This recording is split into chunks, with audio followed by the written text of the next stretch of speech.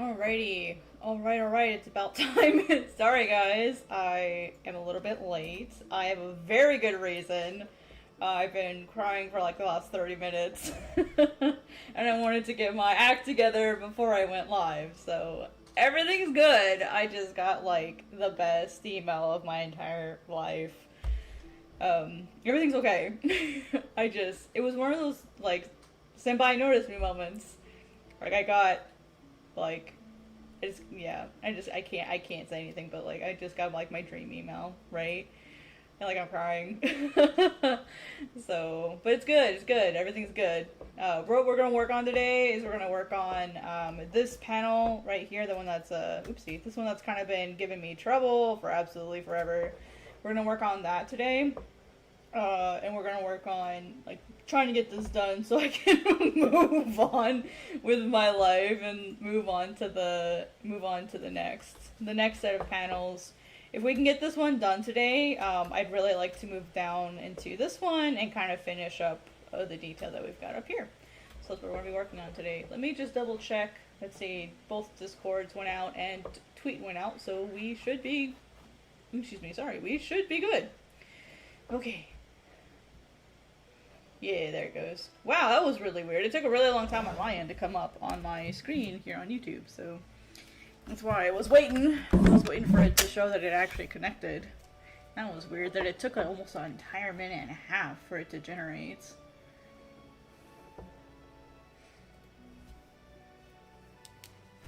Alrighty, so with that, let's get to work. Had a really good day today, guys. Just saying, had a really great day today. It was really busy, really chaotic, especially with like all the articles going out today. But I feel pretty good about how the day went in general, so we're gonna work on getting this done. Environments. Definitely one of the more, I think, stressful processes of making comics for most people. I find them like really enjoyable, relaxing, and like meditative. But I suppose to each their own. I can see why some people might find it stressful. So the big thing today is coming in, now that I have this sort of figured out perspective-wise, I know like where I want things to go. The task is going to be coming in, cleaning it up, and making it look nice for like the final version. So that's going to be kind of the task today. So for the most part, I'm going to be doing background work today. I'm not sure how long I'm going to stream. Kind of just, I guess, until I feel like it, because I don't have to get up super early tomorrow. I do have, like, one job-related task that I have to do tomorrow morning, but it shouldn't be anything too extreme. So today is just going to be a pretty casual day, working on some Godsbane pages. Mostly it's going to be cleaning stuff up. It's going to be the main task today. So for example, you know, like see how on this panel down here we have all of like this straw and like thatched look going on. I have to translate that over here and kind of like clean this up a little bit because it's kind of messy, it's kind of sloppy, which is like not what I usually do for my pages, you know what I mean? So the neighbors upstairs are stomping again. It's okay. I'll forgive them. Let's see. Lots of good stuff going on, you guys.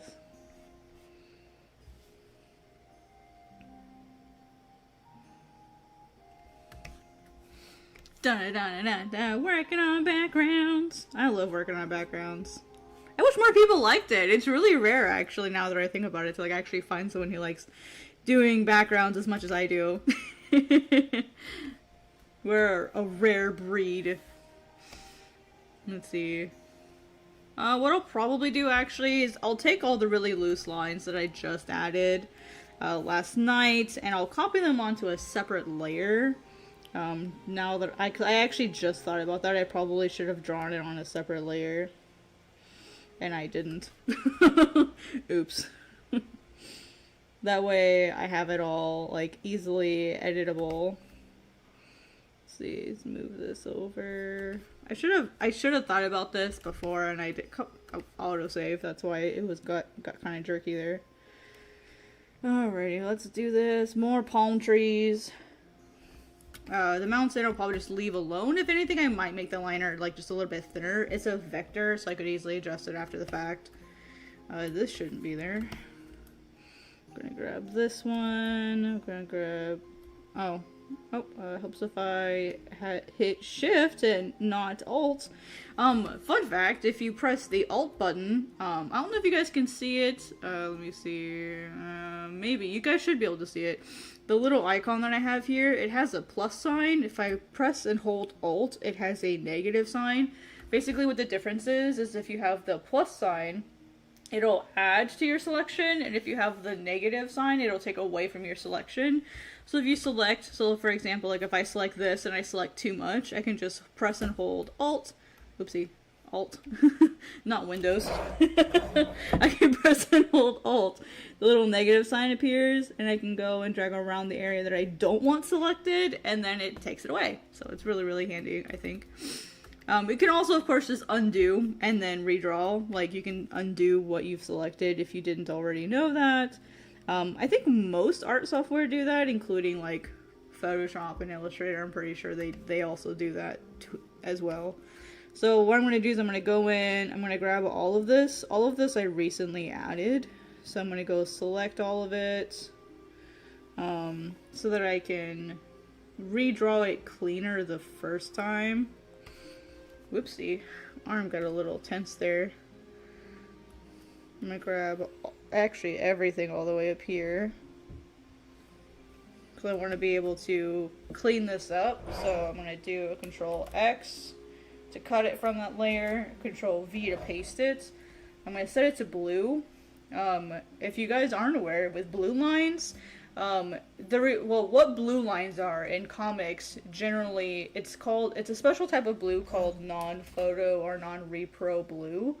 And what's special about it is when they were working in the olden days, when they had to work on paper, you could, whoopsie, I've got set to monochrome, that's why.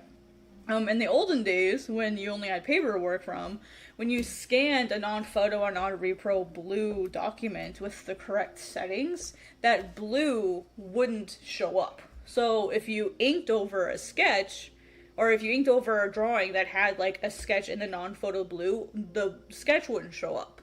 Only the black ink would. And so that's why a lot of times when you look at like older comic art or even manga art, they have like that blue sketch on them sometimes. That's literally why they use that. So really, really, really handy stuff. Especially when you have like limited paper, limited resources, you don't want to be wasting things. It's a really great tool. I'm gonna clean this edge up here. Oh! That was not intentional.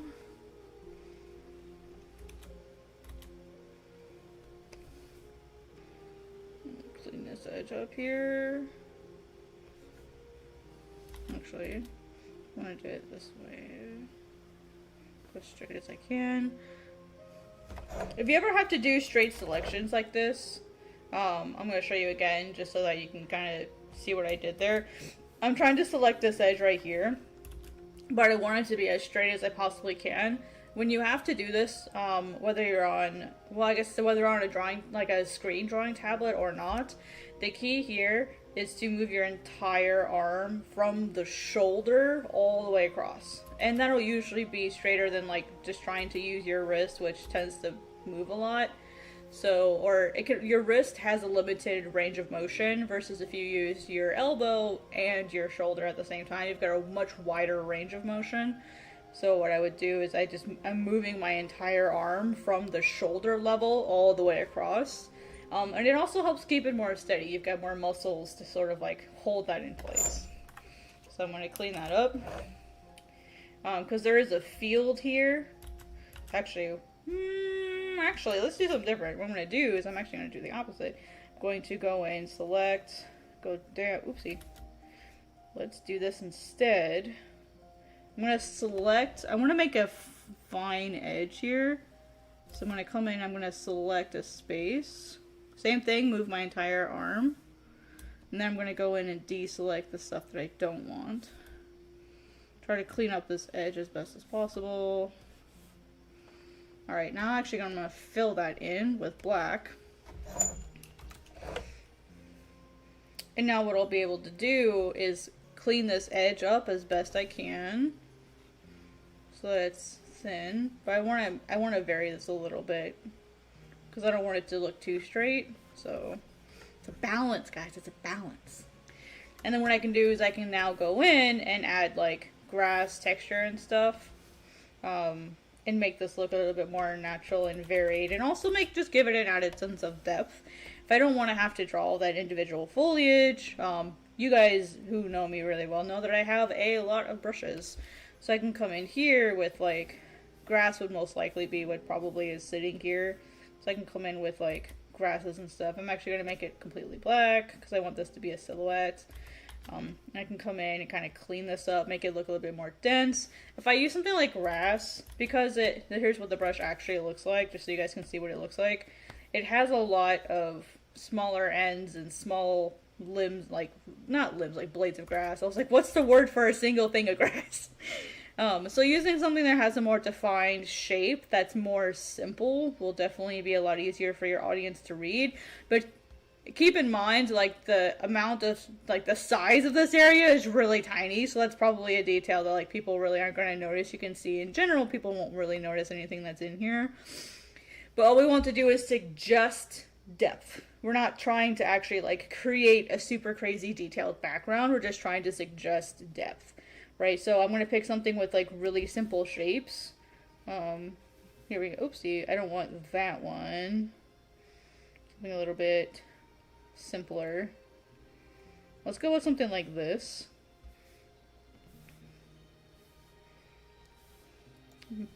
Trying to make it bigger. Oop, too big. Too big. Let's try, yeah. So something with really simple shape. And then as we zoom out, let's see, so we have 452. Okay. So now we've got something with like some really simple shapes mixed in here. To sort of like define some of this area, like really fill it out. And because it's like fantasy, we don't necessarily have to go in and draw every single tiny little bit of detail. If we want to, we can go in and we can just like grab a basic brush and like fill in some grass of our own. You could also draw with white, but we're not going to do that just yet. We're going to fill in the black area, because if you notice with the rice fields that we have, they all have this sort of ledge on them that have the grass. What we'll do next is we'll go in and we'll draw that edge, like just little bits of it like this, to kind of suggest, hey, like here's the edge, this is in shadow, this is in light. Because all of these trees here, naturally they're going to have shadows that come down like this, right? So everything underneath them, based on the time of day that I have, is going to be in shadow. And we can take advantage of the stark contrast of the black and white we can take advantage of the stark like black and white contrast to really show off some of the lighting here. So that's what I'm doing, is I'm just setting up this area so that I can actually use that to my advantage. And then what I'll do is I'll define some more of that tones. Let me actually turn the tones layer on so you guys can see it. What we're going to do is we're going to take some of the area here that's sort of this area, like, oopsie. This here is the same area as this one right here. It's like that edge that goes downward. That's what we're going to be filling in with these sorts of places as we go, just to show that there's a little bit of depth there. Because when you're working in black and white, you don't really have a lot of colors to work with, obviously. So we want to try to make it as simple and as understandable as possible. So, yeah. I'm actually going to get rid of these because I'm going to be redrawing them cleaner. And I mean, theoretically, I could probably make these black and white. I probably could do that. I'm kind of curious to see what that would look like. Let me actually see what it would look like out of curiosity. Because I am curious. Let me get rid of what's up here. Whoopsie. And that's kind of the fun thing about working with manga and with something of this kind of color, is you don't necessarily, like, you don't want to go too light, you don't want to go too dark. See, with this feels like it's too much. It's too much shadow, and there's going to be a lot of these lines here, and that's not what we want people to focus on. What we want people to focus on is this little building up here, right? That's why sometimes it's better to use tones in some areas, sometimes it's not. So by using just the tones, we still keep the focus on this area over here with lots of really high contrast, and we can keep those areas down here in the field. Let me get my brush back.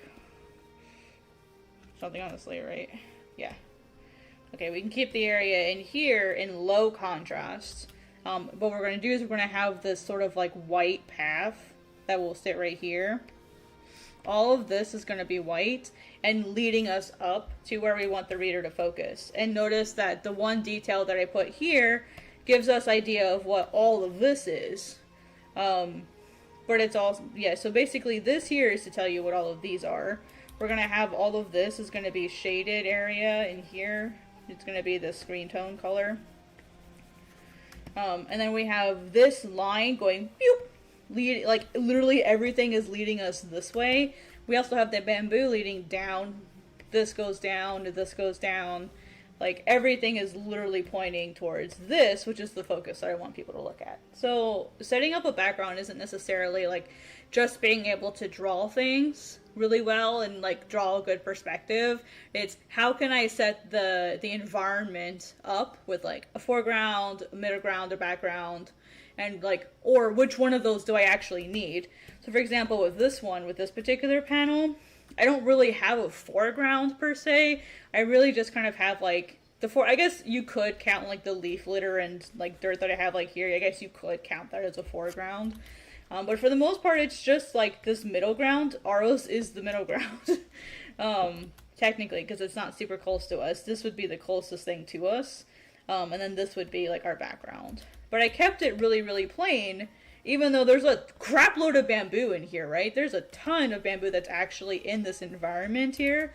But if I were to draw all of that, that would be like too conflicting to, like, you wouldn't be able to see any of it. There would just be too much stuff full. So, like, keeping it simple and by only drawing like one or two like bamboo shoots, I actually need to go in and make this one gray so that it doesn't compete. Because right now it's competing for attention because it's like it's the darkest object, and I want Aros to really only be, I want Aros to be the only thing that really has a lot of black. That way the contrast right here will stand out better. And then here the shadows are going to be sitting basically right here. This is going to be mostly in shadow. Aros is going to be a silhouette sitting or standing here, basically. This will be Aros kind of standing here, doing his thing.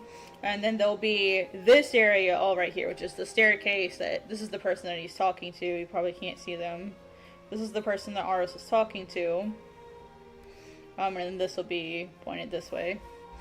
So really, there's going to be a really high amount of contrast to sort of make this area right here the focus area of this panel, but we'll know who's talking because it's this guy. So that's kind of how I've set up this page, thinking about my environments and my backgrounds at the same time. Your environments and your backgrounds are literally just another aspect of that storytelling, and it's a really great tool to use to, one, provide more information to the scene that's going on, and two, to like actually direct your reader across the page. Because character poses are cool and stuff, like effects are cool and stuff, but sometimes it's nice to like use the environment around them as a like, I hate to put it this way, but like my brain can't think of it any other term, like manipulating the reader to like look a certain way using the environment as like a guide for that. And graphic design, when my graphic design classes we called it visual hierarchy.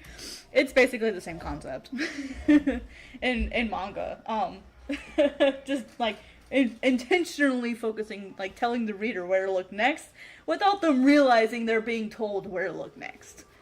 So, and if you break that flow, your reader will leave the reading experience like it's like they snap out of a hypnosis, right? Like, cause like when you're reading, you don't even realize that you're reading. Like, you'll sit there for 3 hours. Or for me, like, I'll sit there reading Berserk for 3 hours, and I'll finish, like, one of the deluxe volumes in about 3 hours, and I'll look up and I'll go, oh my gosh, like, I just spent 3 hours reading Berserk. So, yeah. I hope that kind of makes sense for, like, how I approach backgrounds and environments, from, like, a how do I determine what I need to do phase. So, I hope that was interesting. My rambles. I absolutely love backgrounds and environments. I think they're super duper fun. they're difficult to do, because a lot of people. Ooh, why didn't that draw a line? There we go. They're difficult for a lot of people, just because they're frustrating on a lot of levels, and it's hard to know like what. Hi, Miso. Hi. Yeah. Sorry, Miso just jumped up on the table. Hi, baby. How you doing? Yeah. Do do do do. Okay. Sorry, my cat. She demanded attention. I'm prone to give it to her. I'm gonna bring this up on top. Oh, I don't know why I was drawing on that layer. I'm gonna make this monochrome. Miso, miso, miso. Miso, miso, miso.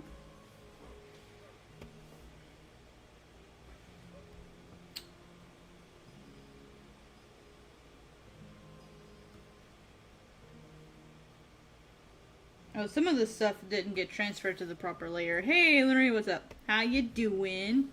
Miso, I'm right here. I'm right here. You don't need both arms. You only need the one.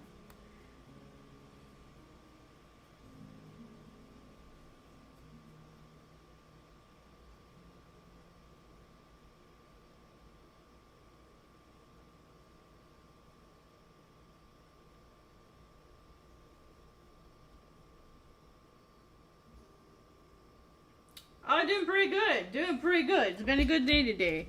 Been a really good day today. Had a really great nap. That I definitely needed. It was one of those it was one of those naps where you're like, oh, I'll just take a 30-minute nap. And then like you wake up 3 hours later and you're like, oh, what time zone am I in? What year is it? I woke up and looked outside and it was dark and I went, what the hell? Why is it dark? It was one of those days. I was not ready for it to be dark when I woke up. Miso, what? Miso's being very demanding right now. She's like, Mama, pay attention to me.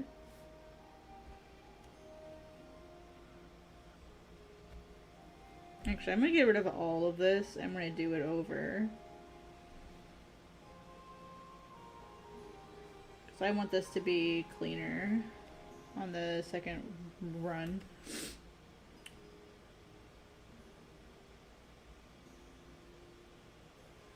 Yes, Miso? What? What, Miso? What? She's like, you know what I want, woman. Miso, miso, miso.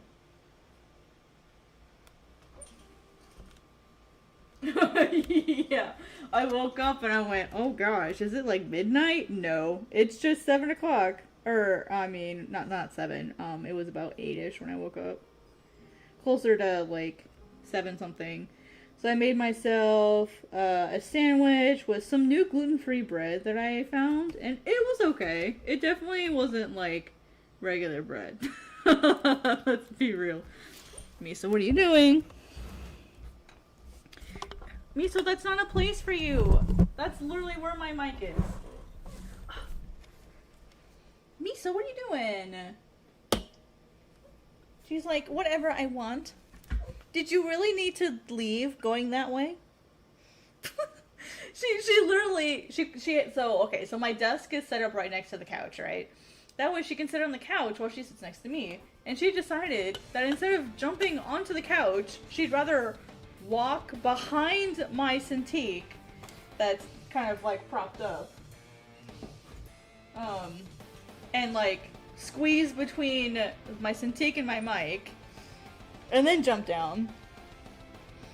Like, instead of just going down like the easier way.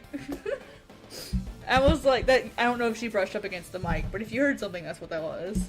She's so goofy. Okay, now I can get back to work. But yeah, looking forward to finally getting some progress done on this page. It's kind of stumped me a little bit with, like the lower part here, the part that's in blue. I've kind of struggled with that, trying to figure out the perspective there. Kind of bit of a little bit more than I could chew with that. So, look. Okay, so this isn't on that layer. What layer is it on then?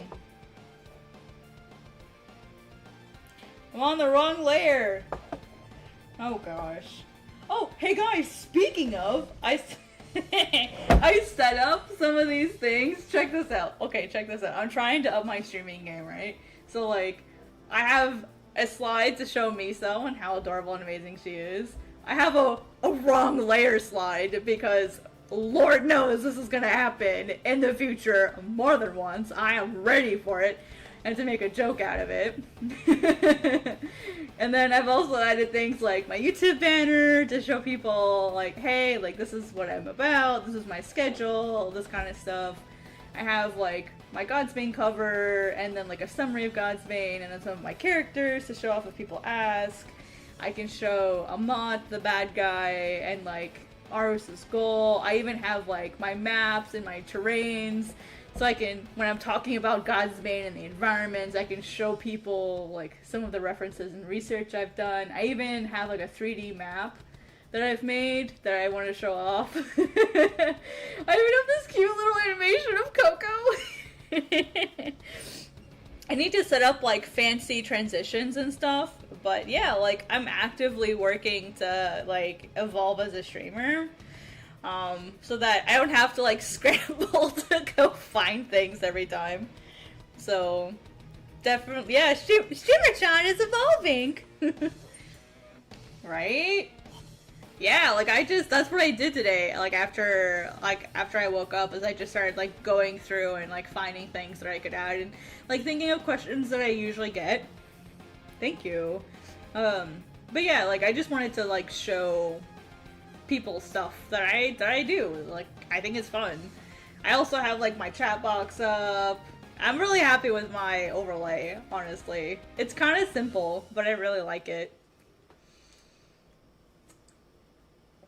I need to figure out how to add things like alerts. Oh, and I want to show you guys something.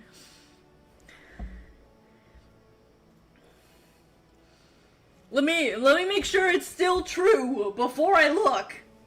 Let me make sure it's still true because some butthole might have ruined it.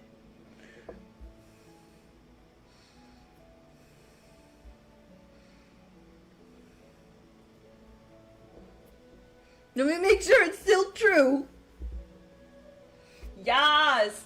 We hit 2,300 subs today, so we hit a new, like, 100 milestone. For me, because I'm still under 10,000, I'm still celebrating, like, every 100 subs. And I've been sitting between 2,200 subs and 2,300 subs for, like, the last year. It's been a year, y'all. Like, I've only gained about 76 subs this year, like, somewhere between 70 and 80 subs, because I was so inactive for a really long time, and, like, now I'm, like, actively growing again, and so I'm really happy. So, yeah, we did it, guys! Yay! And I'm finally starting to make some income again, even though, like, I don't have my memberships active at this time, so... Yeah, we hit a new milestone today. Woo! So. Right? I'm just happy that it's growing.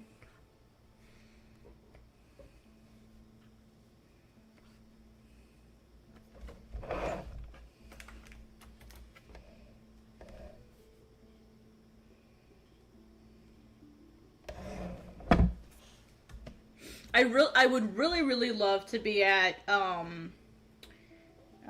Brain, work with me here.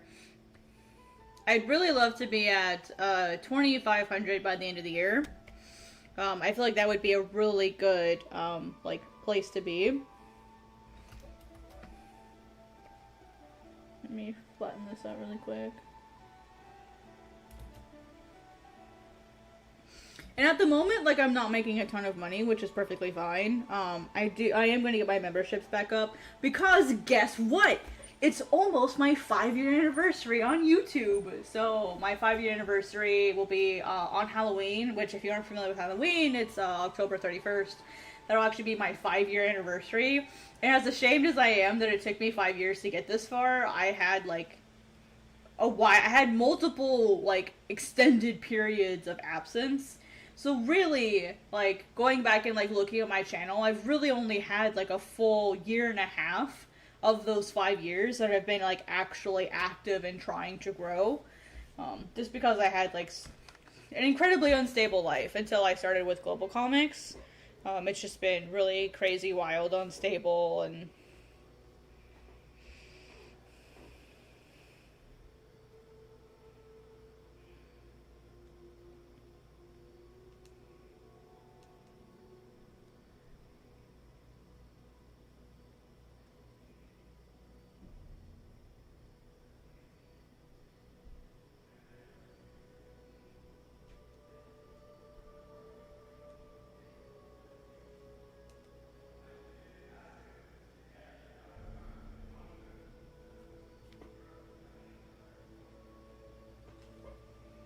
yeah, so now I can like be like an active YouTuber again. So anyway, back to work. Now that I've kind of had like my emotional break.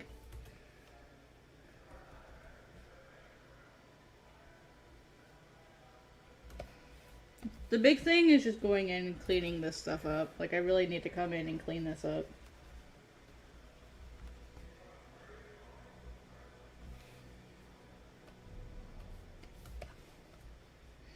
So that's kind of my focus today, is focusing on cleaning things up, making it look good, making the environment look believable and like somewhat cleaner art-wise. That's kind of my goal today. Now that I kind of have this bottom stuff figured out, I can actually like focus on like making the art itself good. So that's what I'm going to be focusing on today. Because once this is done, I can move on with my life. And we're like, work on other panels, finally. I was just really stumped with this bottom part, because I wanted to make sure the perspective actually looked right. So. But I want to clean up, I want to focus on just the background. So I'm going to set this to multiply. And I have a little bit of stuff I need to put in here in the far back, so I'm going to do that next. This will be the middle ground number 2. The area down here will be middle ground number 1. Whoopsie, middle ground 1. This here is actually going to be foreground, so I need to separate that, so that way it's on its own background layer. So I'm going to grab that really quick. All of this is our foreground. You can see there's actually a little bit of it as well. So X, V. So this is actually foreground. And I'm going to make folders for this in a second, but I just want to see how I'm going to be structuring this. Oh, that's not good. That shouldn't be on this layer. So let me do this. X, V, and then I'll merge these together. Sorry, I'm cleaning up my layers really fast, guys. Before I go too much farther. Foreground. This goes in here. This is middle ground stuff. Yep. So this is middle ground. So this is technically middle ground 2 stuff. Okay, so that's all foreground. This will be middle ground. Mid-ground 1. This will be in here. This will be mid-ground 2. I hate that it doesn't give me the option to just like name it right away.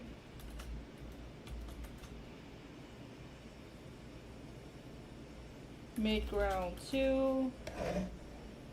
I've been drawing backgrounds a really long time. When everyone else was doing figure drawings, I was doing backgrounds and landscapes. So I've been doing that kind of stuff for like a really long time. And it's just what I prefer to draw. Like, I would rather draw rocks and trees than characters, just like being completely honest. So that's just what I prefer to do.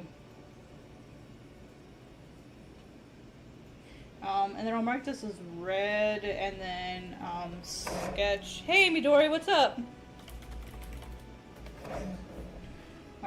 These I'm probably not gonna use. What is this? Oh yeah, that's when I was doing those mountains and stuff. I'm not gonna use those anymore.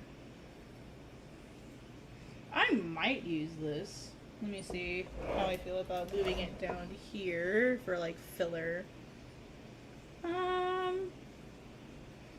Yeah, I could do that. I could probably move that down here. I probably would use the screen tone version of it though. So I'm gonna get rid of these. I don't need these. Cleaning up my artwork really quick, guys. Oh, this is all the bamboo stuff. I don't know, what is this? Okay, those are sketches. So let's just make a sketch folder.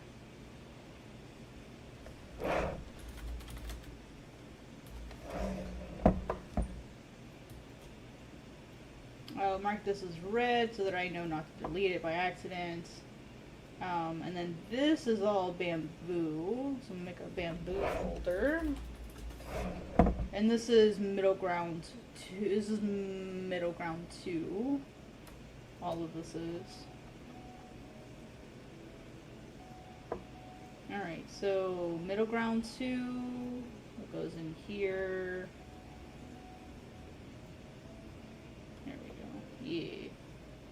Oh, that actually might go here. Yep. Okay. This and this. Oop, oop, there we go. Oh, why is it? Oh, because it's not through?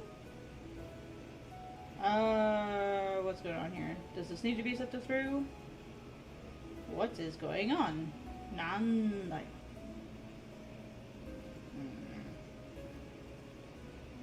Alright, so let's, oh, I need a text folder. I don't have that yet. Trying to organize my layers and stuff, y'all. Trying to be responsible. You know it. Hey, oh hey, that worked. Yes, it did. I've been... Really? Oh no. Yeah, I have my phone up, and I also have, I have the stream up in my phone, and then I have, also I can see my chat, obviously, so like, that's really strange that like, that wasn't even showing. Sorry, I'm sorry about that. YouTube's been really weird lately.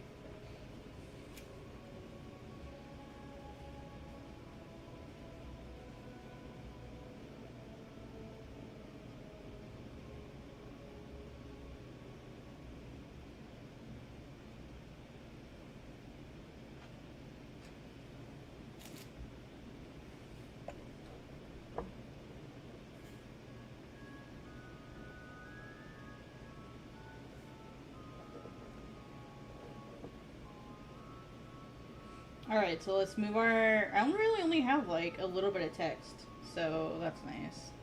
Alright, text is always yellow, because, heaven forbid I accidentally delete it! Alright, what is this? Oh, that's for the trees. Oh, man. What's this? What's this? Like, that's me. Alright, this goes in... This is supposed to go all the way in here. Alright, and then this is also mid-ground 2. Mid-ground 2, this also goes here. I don't know what this is. Oh, I can delete that. That was just an experiment. Then this is foreground stuff. Yeah, this is foreground. This is why you should name your layers! Otherwise you'll end up like me! Okay, and I can delete that. I don't need that anymore. Look at me! My layers are organized! Huzzah! I don't know what this is. I'm not gonna delete it, because maybe I need it. Okay, cool. Alright, well my layers for the... Oh, what is this? Oh, this was me. This was me rambling earlier. I can delete that. What is this? Nothing! I can delete that too! Ugh! So many unnecessary layers. Okay. Oh, I spelled foreground wrong. That's not a surprise. Oh, I need a background folder.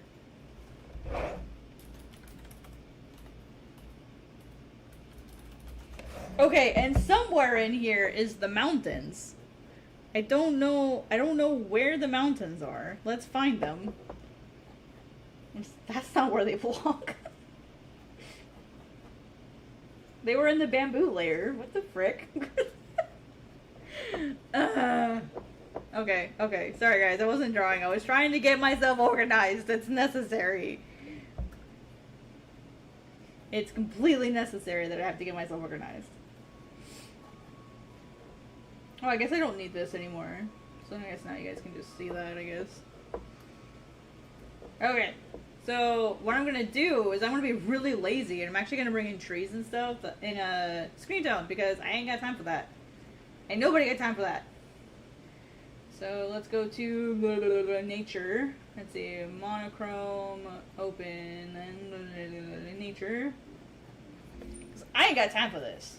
Who has time for this? So, I've got some nice screen tone varieties here. Oh, maybe you guys, can you guys do new? Here. Now you guys can see. So I've got some cool, like, nature-y screen tones and stuff. I'm gonna grab the bamboo one. See, that's gray. This is this tone version. Yeah, this one. I'm gonna bring it in, pop it in right there. Ah! I'm gonna adjust it to proper heights. Uh-oh, looks like we've got some, what is that? What is this? Why is this here?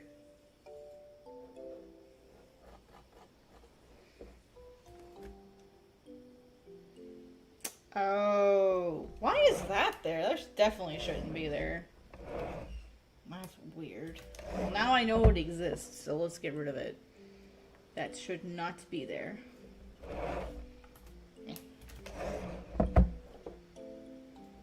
I might just merge that entire bamboo folder. Just be like, snap it together. I ain't got time for that. Alright, what I usually do when I'm doing stuff for web is I turn the screen tone off because it just messes it up. Oh, thank you! Hi, TK. Thank you for the compliment. I appreciate it.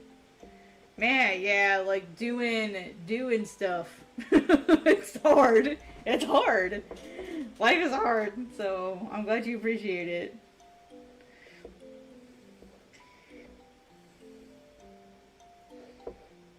Let's see what this looks like larger, just for like to like match like the normal bamboo height. Let's see how this looks. Let's set it to multiply. I mean, that looks okay, but realistically there's not that much bamboo going on, unless it's like an entire bamboo forest after this point. Let me see. How do I feel about that? I mean, maybe. Let me try lower. Oh, of course it's gonna autosave. Autosave gets in the way again. Foiled again by autosave. Hi, Console, how you doing? How you doing? Let's see. I don't like that either. Contrast. It's difficult. What if this was like shorter bamboo? Like, just make it shorter bamboo. See, like, that's a realistic possibility. Let's see what it looks like if I were to use, like, black bamboo. Let's try that. Sometimes, like, honestly, like, half of the time that I'm doing backgrounds is just me messing around. Like, I'm gonna be legit with y'all. It's just me sitting in here trying different things and seeing what works. That's half of what I do, just sitting here doing backgrounds. Is like, let's try this. Let's try that. That's half of what I do. Because I don't know if stuff's gonna work out. I just try stuff and we see what works. And if it does, I just keep doing it. It's not a bad thing to not know what you're doing, to be completely fair. Let's see. Let's put it in a folder. And then we'll add a mask here. So that way we only keep what we want to see. So I'll bring this up here. And bring it up here. Oh shoot, I'm supposed to select the stuff that I wanted to keep. Dummy, do the thing. Yeah. It's not that hard, I'm making it hard. Okay, so that's what it looks like if we keep just the stuff that we want to keep. The alternative would be to put in something like bushes that are low to the ground. Because, I mean, realistically, there could be a bamboo forest, but it would look really strange if we had these banana trees here and then had nothing but bamboo forest behind it with, like, no other trees. So, like, that wouldn't really make sense for this. So, for this particular instance, I'm probably not going to go that route. So I'm going to turn it off, but I'm going to leave it there because I would like to have it there just in case I change my mind. So I'm going to focus on, instead, bringing in a tone like this. Where I can sort of, like, have, like, some semblance of vegetation like this. Let me actually show you. This is super cool. Now watch this. I'm going to go in. I'm going to use this to select, make a quick mask. And then I'll go in and then delete the stuff that I don't want. So now I'll just go in here, select down here. Delete. Make sure you're on the mask. That way, that's the point of masks, is to be non-destructive. So I'm going to come in here and then select all the stuff that I don't want. If you have to, turn off your folder so you can get everything properly selected. Because remember, backgrounds is about suggesting form. It's not about drawing every leaf of grass. You will drive yourself bananas, no pun intended, because there's banana trees, if you try to draw every single leaf. Believe me, I've tried. Alright, I'm actually going to try to keep this one, and we'll see what it looks like. I will cut this stuff out. The bloop. Okay. Ba-doop-a-doop-a-doop. Oh, and then, I'll leave that in. I'll leave that in. We'll see what it looks like without it. So, we'll see what it looks... Oh! I didn't select everything properly. Oops. Yeah. Okay. It might look weird because that's cut off. Okay, yeah, let's just get rid of it then, because that's going to look really kind of weird.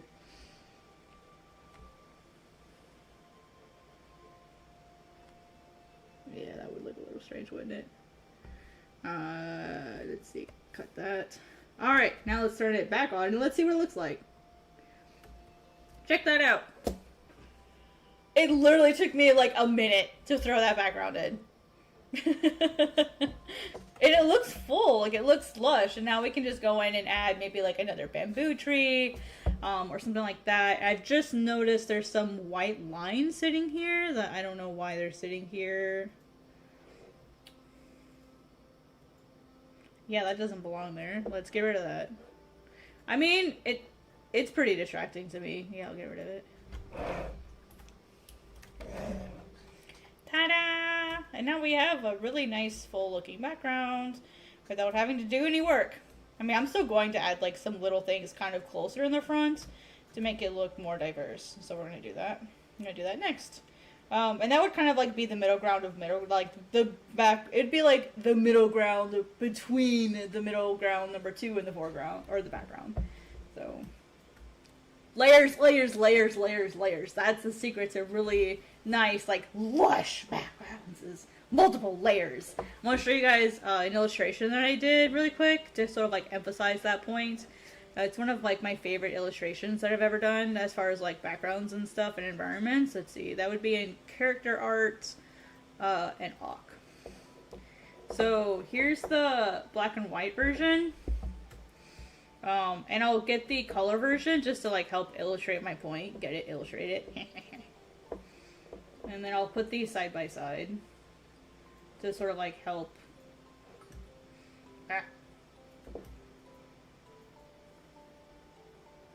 Okay, so here's these two drawings. When you're doing backgrounds, the secret to really doing like and this is an older piece by the way, but like this is the best example that I have of like what I'm trying to do. When you have these backgrounds and these environments, Like, they're imperfect, they're messy, they're chaotic. Like, you don't necessarily want to focus on backgrounds in the sense of just space filler, even though that's kind of, like, essentially what it is. And like I was just saying earlier, like, the purpose of adding backgrounds is either to provide more information. So, for example, if characters have moved within, like, an existing space, like, you're gonna want to add in a background or like an establishing shot of some kind to like reestablish the fact that, hey, your characters have moved within the existing space. That's providing information. You can also use or other types of information that you can use with backgrounds, or information that you can communicate using backgrounds, are things like atmosphere, weather. Is it important? In some manga, it is. Think of Pokemon, for example. In the Pocket Monsters manga, it matters if a Pokemon has used a technique such as sunny day, or what's rainy day, you know, like those sorts of things. So like that would be really important to show, hey, like the weather has changed or the environment has changed.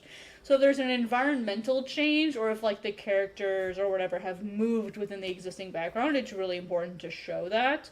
Because you may know, because you're the writer / artist team, so like the team will, or whoever's making the manga / comic will know, but the readers won't automatically be able to keep track of that. And that's one of the bigger things that I see when I'm reading comics and review. Because if you guys don't know, I have a series called Tips and Fresh Friday Features that I do every week on Global Comics, where I like read and select, like I read comics.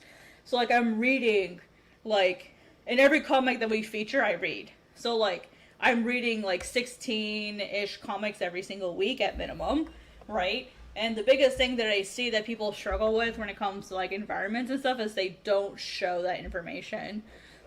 And to, like, go back to this one, that's why, like, I have this set up. Oh, let me kind of, like, remove some things. That's why I have this set up the way that I do, because I need to show, like, I need to show the environment. I'm basically having to introduce the characters and the world at the same time. So having something like an establishing shot here, this very first panel, to show the readers, hey, like, this is the world that I have, this is what's going on within that world, this is everything that's happening, and this is the type of world that it's happening in. Like, that one shot instantly gives people a lot of information about where we are. It's a tropical place. It's an agricultural society, especially if they know, like, what these fields are and what grows there. Like, that gives them a lot of information right off the bat. So it gives them sensory information for, oh, it's probably warm, it's tropical, it feels nice. And then we have all of these sort of, like, subtle clues leading them towards, like, I'll just draw it out for you. Show don't tell, as they say. Let me get that read out. And I already said this earlier today, but I feel like it's really important, so I don't mind doing it again.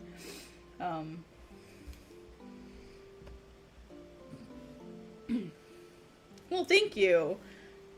I appreciate that.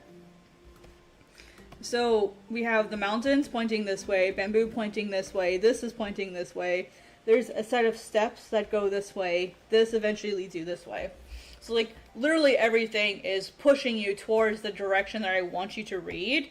And then you come up here, read, and then the shadow, Aros is facing this way, the bamboo is facing up. You know, like, the direction here, like, this is the walkway, so naturally you want to go this way.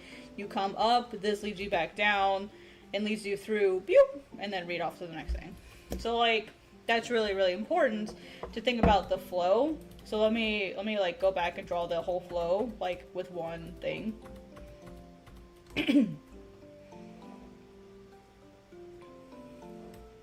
So, like, basically we have this goes up, down, that's the read flow. I mean, if you count this, technically it would be this, or it could be this. Could be either one. Either one is fine, or it could just be straight this. Doesn't really matter. Like, this here is a big page, and so it's going to take a lot of information to digest. That's why I made sure I had a lot of different points to lead you up, come down, go back up, go back down. So, like, yeah. Let's see, yes. Let's see, it's interesting how this is a thing in novel writing. You only want to give relevant information. Don't describe the color of the room in the book unless it adds to the story. Exactly, yeah, basically. You're only adding in the necessary information. If you throw in too much detail, you're going to lose people. That's why in this specific panel here, I didn't add all of the bamboo. Like, Control X.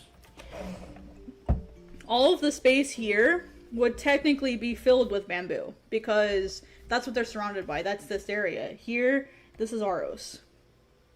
It's the same thing. So, but that's why I did it that way. The last thing you'll probably see on this page is this. So the first thing you see on the next thing is that area, literally zoomed in. It's the same thing, right? I tried to approach it from a very cinematic point of view because I actually have training in animation. That was the first degree that I received, was a degree in animation.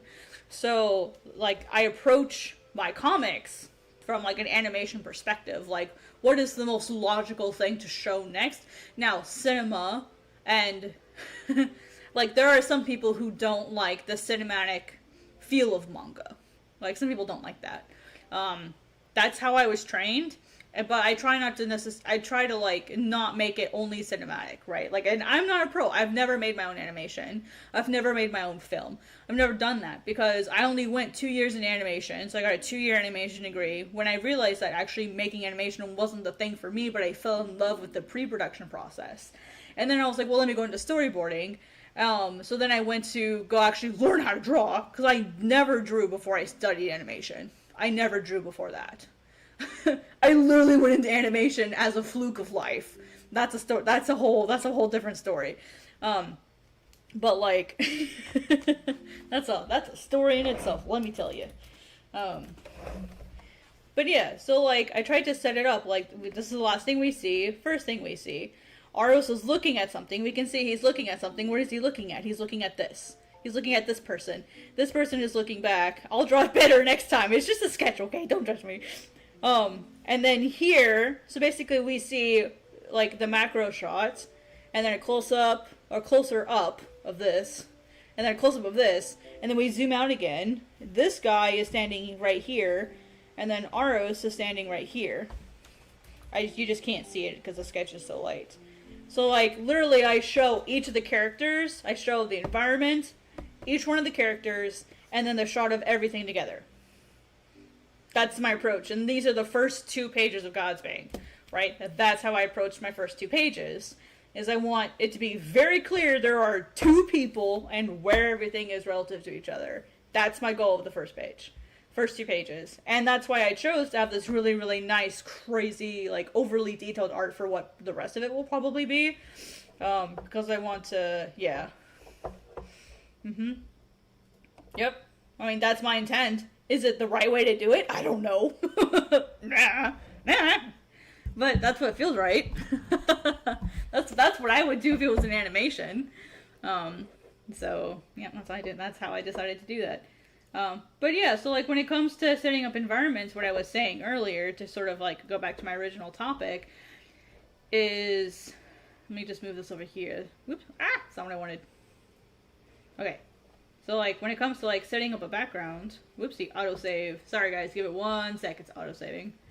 So, like, when it comes to setting up a background, you really have 2 choices. Like, you're basically setting up different layers, right? So, like, when I was talking about, like, middle ground, foreground, background, all of that fun stuff, that's all stuff that you have to think about. And, like, which one of those is the most important? Like, all of the stuff here... So, like, technically all of this... All of this in here could be considered foreground. All of this is technically foreground. I'll use a different color. This is your midground. Everything in here. So technically this one. So like all of this is your midground. And then everything like behind that is like your background. And I'll just like shade that in color. So like all of this. So basically these are the different zones.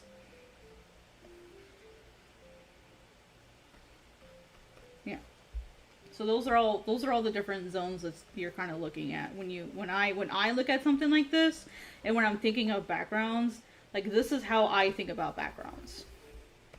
So you can see how this creates like a really dynamic illustration, and that's because each one of the different like portions of the like the background are unique. Technically this comes down, oopsie. Technically this comes down here. Doop doop. But yeah, so like that's how I approach creating backgrounds and environments, is by intentionally looking at like how do I set up those things.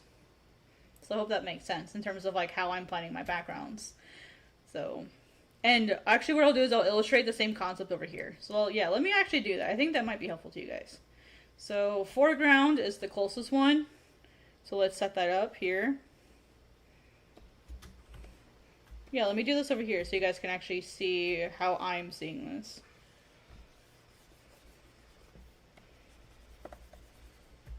And then we want blue.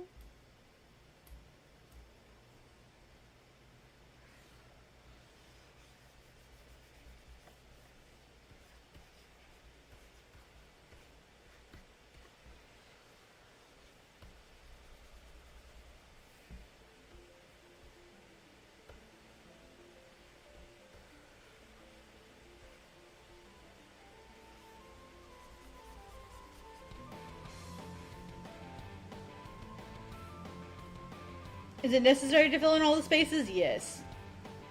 So that's basically how I'm approaching this. Is, you know, the green is the far back background. Our blue is sort of our neutral middle ground area, and then our red is everything close up. And the way that I kind of think about the foreground is the foreground kind of helps like provide more information for like what type of scene this is. And just to add like an extra layer of depth. It's busy material, it's busy stuff. It's not something that necessarily contributes information as far as like so-and-so, blah, blah, blah, blah, blah. It's filler. Like on both of these, it's just filler. It's filler stuff that just provides more information for what type of scene this is. And then the middle ground is where I like to put whatever that focus point is. And if you notice on this particular one, everything that I have is pointing towards like the main area, right? So like this points this way, this points this way, this points down, this points down, this points down, this points this way. Like everything is focused on this area right here. So when you're compositing your illustrations, you want to think about how your eye is directed around the page to make it important. But also when you're looking at something like this, like all of the stuff that's in, let's see, multiply. All this, oopsie, make it bigger. All the stuff that's in this area, your eye is going to overlook. Like, there's no place for your eye to rest here, right? So you don't want to necessarily, you want to give places for the brain and the eye to rest. All of this is extremely busy stuff. It can be really, really, really overwhelming. And so when I did the color version of this, I changed it a lot. I purposely added a lot of really dark areas where the eye could go to rest. Right? So like this is a small version of this illustration. It's not the nice big pretty one. Let me zoom in a little bit more. Right? So everything that was in here we can see isn't clear anymore. Sorry, again, this is the low res version. My apologies. But like this is all crazy detailed. Like this is really nice and pretty and detailed and stuff, but you can't really see a lot of it in the final version. And that's because it's not important information. It's there to be busy. That's all it's there for. So it doesn't like bother me that you can't see it, but it's there to suggest form, to suggest shape, to suggest what it is. That's the secret to doing environments, is suggest things. Don't draw every crack in the wood. Don't draw, it's the every hair of the dog style basically that people talk about, you know, and you can overwhelm your reader that way. That's why this version is, I think, so much nicer to look at than this one, because it's overwhelming as hell. It's overwhelming, let's be honest. I was overwhelmed doing it. Yeah. So, yeah. I hope that makes sense. My environment ramble for the day. Let's get back to work.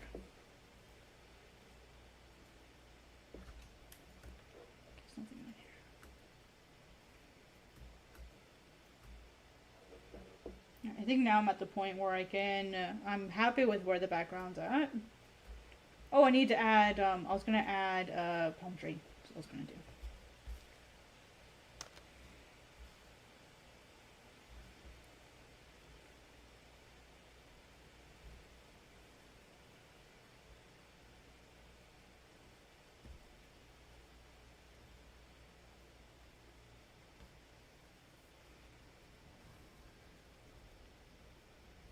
think I can delete these. I don't think I'm gonna want them, so I can delete them.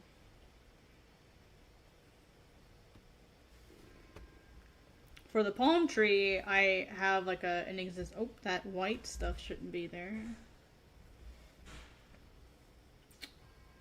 Oh, it's already in there. That's a bummer. I'll have to go in and manually fix that later.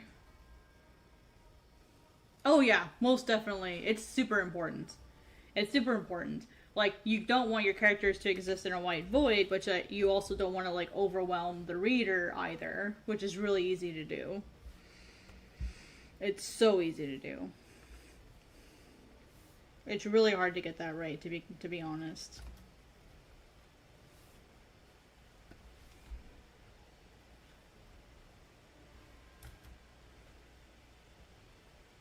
Oh, that's on the wrong layer. Wrong layer! I get to do the thing! Check this out, guys. I have all these funny things I drew on the wrong layer, so like... No! I have all these fun little like things I've set up now. Like, I have my banner, I have some Godsbane stuff, I have a map, I have even like a fun little animation, I have a slide for miso, like I have all that good stuff. So... I drew on the wrong layer! I forgot that I had selected a different layer so that I could figure out what like the white scratches were on that palm. And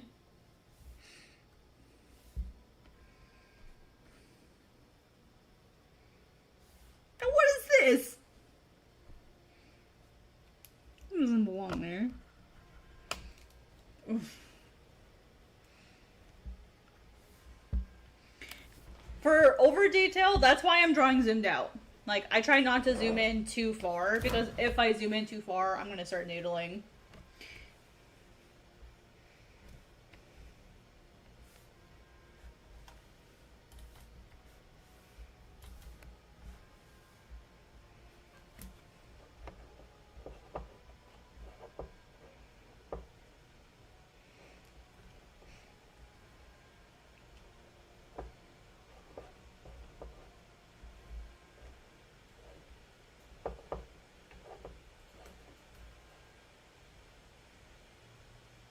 Alright, I'm gonna give this a different head.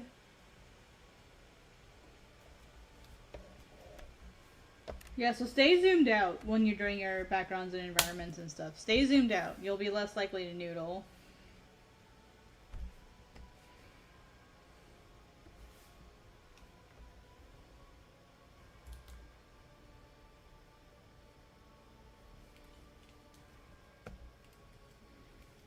Alright, so what I'm going to do is I'm going to turn this into a tone. I'm going to make that kind of lesser. That way it's there, but it's not like standing out or taking up space that it shouldn't. And when I do tones, I try to stick to odd numbers. So specifically things like 10, 30, 50, or 70. I don't really do anything else.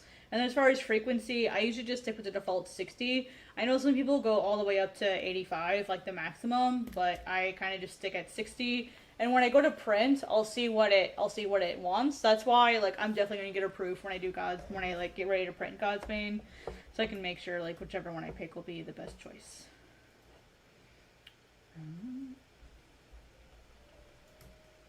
So now I'm gonna do. Go in here and I'm going to erase this. Actually, I'll probably, you know what, I'll do it on a mask just in case. Be smart, do it on a mask. Because Lord knows I'm going to regret it later if I don't. Alright, what I'm going to do on this one is I want to soften this here. This area right here, I want to soften that. So I'm actually going to grab one of my hatching brushes and erase rather than it being like a saw. I'm going to do the same thing over here. So let me grab my hatching brush. Actually, this one will actually probably work perfectly. Oops. That way it's not completely solidly erased. It's like fading into existence. There we go. Same thing here, but what I'm going to do is I'm going to follow the line of the banana tree here. Yeah.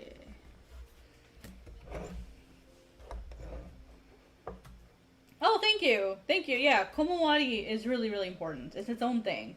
And what I find even more fascinating is like comics and manga generally approach it in generally the same way, right? Like whether you're right to left to right, it doesn't matter. Western comics versus manga, like it's generally approached the same way.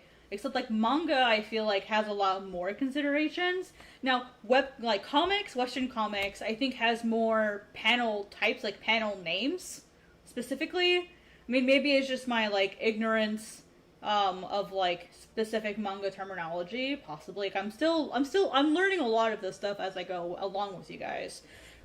And that's why my next video is taking a while, is because I actually have learned some new knowledge about different panel types, and so I'm kind of doing more research before I do like the actual video, because I'm learning a lot too. I'm learning a lot with you guys. So, but yeah, that's gonna be the next video. Will be like different panel types. I mean, I can give you a quick preview if you guys like for the next video. Let's see, desktop. Blah blah blah blah blah. Is this the proper one? No, it's not. This is my original demonstration that I did. YouTube. Let's see, videos. Komawari, Geshoten Kits. Komawari. Here we go. Yeah. So I'll just go ahead and open this and I'll show you guys what I'm going to be talking about next. I don't mind giving you guys a preview. Since you guys are here and you guys are actively participating with me, I'll give you guys a quick little preview of some of the stuff we'll be covering next. So this is where I keep like my files and stuff. So here was what we talked about with like the most recent video, and then I gave some examples. And so like the next video is gonna be, oopsie. Yeah, next video we'll be talking about like the different panel types, like Naname Goma, Masugu Goma. Oh, I think I spelled that wrong. Ma Goma, Hik Goma, Makuri Goma, Mis Goma. Like these different panel types have different uses and different reasons why you would use them. And what I've done is I've gone and found like my own examples. I found examples in other manga, how they're used and like why they work the way that they do. So I'm kind of even like here I offered like a breakdown of like what I think, like why this particular page or sequence works. Going into page turns, which do have their own like panel names, even how I've used it. So I kind of show, hey, this is how it works. Here's an example, and then like here's my example. Here's how I use it. As well as Misegoma, and then in the end, I'm going to be talking about like how it relates to Kishoten Kits and what is Kishoten Kits. Kishoten Kits is sort of like, it's the narrative structure that a lot of manga uses, and it's more about, one of the bigger differences between like Western comics and manga in terms of like the writing style is Kishoten Kits is not dependent on a conflict. In Western writing, like the majority of our stories require there to be a conflict, whether it's internal or external. Kishoten Kits does not rely on a conflict. It relies on a twist or a surprise. And that's the main difference, is a twist or surprise doesn't necessarily have to create a conflict. All it is just a change in the story direction that the reader wasn't anticipating. That's all it is. And what's really cool is we already know Kishoten Kits in the West. Because a lot of our mythology, a lot of our folk tales are written using a very similar, if not the same structure. So like, we already know Kishoten Kits, but in like our own way, kind of, sort of. It's not, we don't call it that. But that's kind of what we're used to. So thinking about things like mythology, like seriously think about all of the folk tales and like short stories and like weird stuff that like weird silly little like mythology supernatural stories that you've heard, and really think about like, does this actually have a conflict, or is it just something weird that happened? You know, I mean, I'm sure a lot of Western people, and that's like when I have this conversation with people about Kishoten Kits, they're always really surprised. They're like, no, every story has a conflict, like, and they'll like try to reach around and like try to find some reason why there's a conflict in it. And it's like, no, like, just let it exist. It's like that meme where people are like, shush, just let people enjoy things. You know what I mean? But like, they're reaching. And so that's why I find this writing style so fascinating. And I've even included it in like my own workflow. Like I'll show you guys how I've incorporated like Keishoujo Gets into my own writing style. Since you guys are finding this stuff interesting, I don't mind not drawing as much today. To be honest, my hand is bothering me a lot right now. If you guys don't know, I really messed up my elbow a couple of years ago. And so it's pretty sore all the time. It's not a good drawing day for me, to be completely honest with you. Here we go. So, looking at like my story structure, this is how I've structured. Actually, let me close these because I don't need this anymore. Do not save. Do not save. Okay. Oh, sweet! Then you'll love this. You'll love how I incorporate Keishoujo Gets here. So here's how I incorporate my writing with Keishoujo Gets. From being a Westerner, how do I incorporate it? So I have two writing styles mixed into one. I have what's called the Dan Harmon cycle, and I have it on 3 separate levels, right? So here's something we want to look at. Actually, let me color code this. So we have Keishoujo Gets, splitting it here, right? And then we'll use blue for the Harmon cycle. I hope none of y'all are colorblind. Oh, of course, it does autosave. Of course it does autosave while I'm trying to make a point.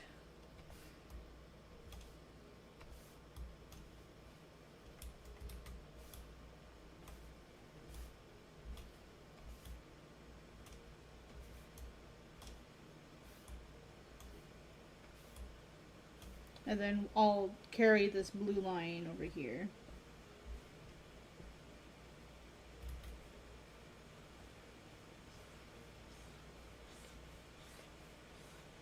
And then I'm gonna get my red line again.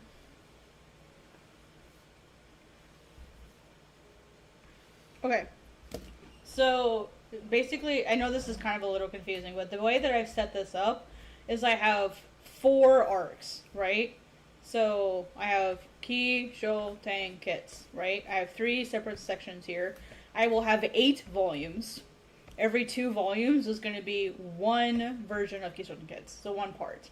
What's really cool about the Harmon cycle and Keishoujo Kits is they line up perfectly. So check this out. We have our intro. You're introducing your plot goal 1 and your plot goal 2. That's what your intro. That makes perfect sense together. Your development, right? You have your new world because something changes, and you have your trials. You're developing the story more. You're developing your character. You're developing your environment. You're developing your world. You're continuing to develop and provide more information. Your twist or surprise, guess what? Someone succeeds, twist, they get punished for that success. So, like, it lines up perfectly. It's the perfect, like, combination of, like, a Western style with an Eastern writing style Keishoujo Gets. That's how I've set this up with Godsbane, is so that I literally have these two mirroring each other. I basically use the Harmon cycle to help me say what each volume of Godsbane needs to be about. That's why I have 8 volumes of Godsbane. Is each volume is going to be one section of the Harmon cycle. That way I understand what is the goal of this volume? What should I be accomplishing within this volume? It helps me stay on track for my writing. And it lines up perfectly. It lines up absolutely perfectly. So I've kind of combined those 2 writing styles together because they line up so well. And then what's even better, and I've done this on purpose, if we look at the arc level, look at this. And so basically, in the whole story, I have one set of the Harmon cycle. Okay, so here's how I've broken down the Harmon cycle stuff. Each one of these corresponds with one of the volumes. Okay, looking at, would you stop auto saving on me, Clip Studio? I'm gonna get another color. Looking at level 2, so this is level 1. Here's level 2. Each one of these lines up with 2 chapters, right? But it also lines up with, so I can cut this in half basically. So, volume 1, volume 2. Volume 1 focuses on these parts, volume 2 focuses on these parts. But this also lines up with one section of Kishoten gets. So each section of Kishoten, so the whole story gets its own Harmon cycle. Each portion of Kishoten gets its own Harmon cycle. And then I broke it down one more time so that each volume, so remember this is volume 1, this is volume 2, then each volume will get its own version of the Harmon cycle. It's literally nested within itself. And I'll tell you what, it has made writing so easy. It's made writing so easy. So easy. You want to know what other thing is really fun? Why this Harmon cycle lines up perfectly for manga? The average manga has 16 to 20 pages. So guess what? Each page in a manga, like in one chapter, like is part of the Harmon. You can easily break this up into part of the Harmon cycle, right? So for example, you could have page 1, page 2, 3 and 4, 5 and 6, 7 and 8, 9 and 10, 11, 12, 13, 14, 15, 16! You literally can use the Harmon cycle to help write your manga as well, but still break it down into Kishoten kits for your individual chapter. So this works on like an entire story level, which is what this is. It's an entire story level. It works on an entire arc level. It works on an entire chapter level and volume level. Like, it literally nests together perfectly. It's amazing. So this is what I use. It just lines up. It's beautiful. It's gorgeous. Right? It's structure within a structure. And for some people, this might be too suffocating. This might be, like, too difficult to be like, oh, well, like, this is really structured and it's too stiff. But for me, like, it's helpful because now I have zero question, like, what this should be. Now, the downside to this is this might make it more, like, predictable for my readers to try to guess what's going to happen next. But I guarantee you, if anyone guesses what happens within this part of Godsbane, this is going to be my favorite part. I have written this part already. It's solid. I already know what's happening in this part of Godsbane, which is volumes 5 and 6. I already know what's happening here. I've already written it out. If anyone guesses what happens, I will eat my own hat, and I have 3 hats. It's a lot of hats to eat. So,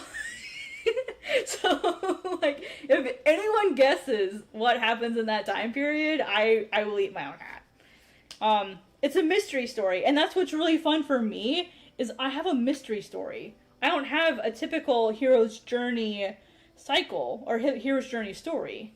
It's a mystery on top of being slightly hero's journey.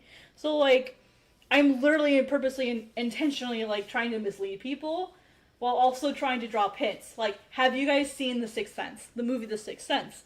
That is the kind of story Godsbane is. It's one of those stories where I drop all these, like, really, really subtle clues along the way and facts that seem irrelevant in the moment, but then afterwards, like, you can go back, reread Godsbane, and see everything. Basically, you're going to be able to reread Godsbane from a completely different perspective because you'll already have the answer to the story. And you'll see all the little hints that I'm dropping that, like, that you didn't catch the first time. That's what I want Godsbane to be. Is I want it to be a Sixth Sense style story where you're given all of these hints and you think the story is going one way, and then, like, you reread it again and you're like, it's a completely different story the second time around. Like, that's what I want.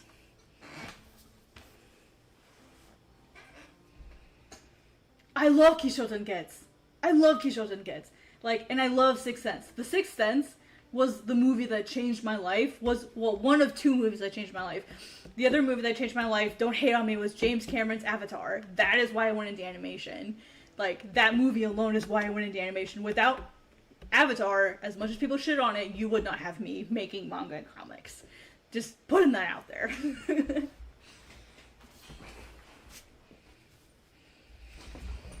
So, yeah. And honestly, like, there aren't a lot of really big manga mysteries. Like, manga and mystery don't really go together. I mean, if you think about it, a lot of the most popular manga aren't mysteries. they're just battle, fighting and stuff. They may have like mystery subplots, but you don't see a lot of it. So I'm hoping, and mystery isn't a popular genre. It's been kind of dying off in recent years. So I'm hoping this will be something that's completely different and interesting to people.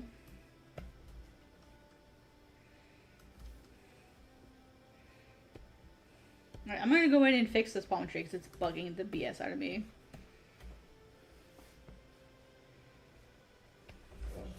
Sorry for the ramble, guys. Sorry for the ramble. I'm sure that wasn't super fascinating to listen to, but I'm sorry. You guys got me all excited.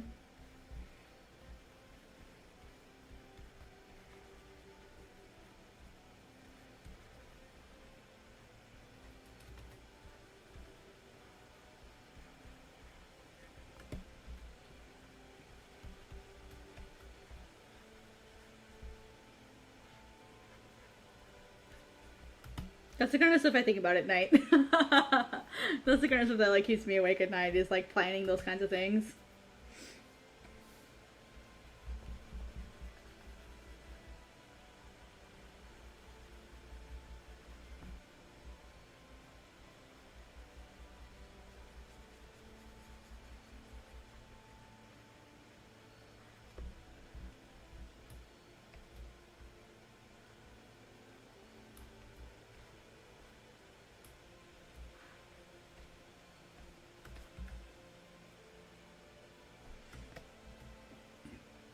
Yeah, I think so. I think it's a really fun way to write.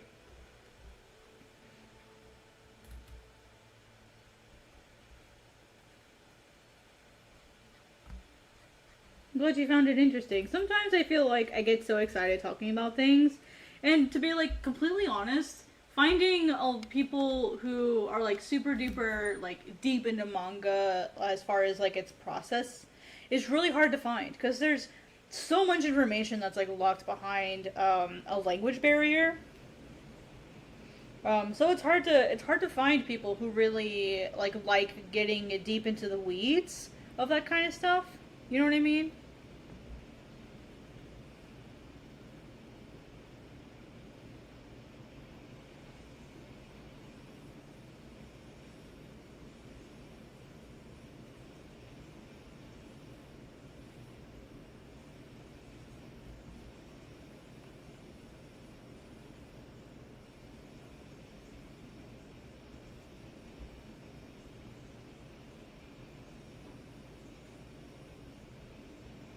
Exactly, yeah.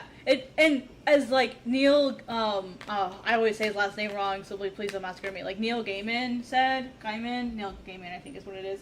Like, when you don't know the rules, that's good, because there's no one telling you what you can and can't do. You know what I mean? Like, there's not enough people to say you can't do that.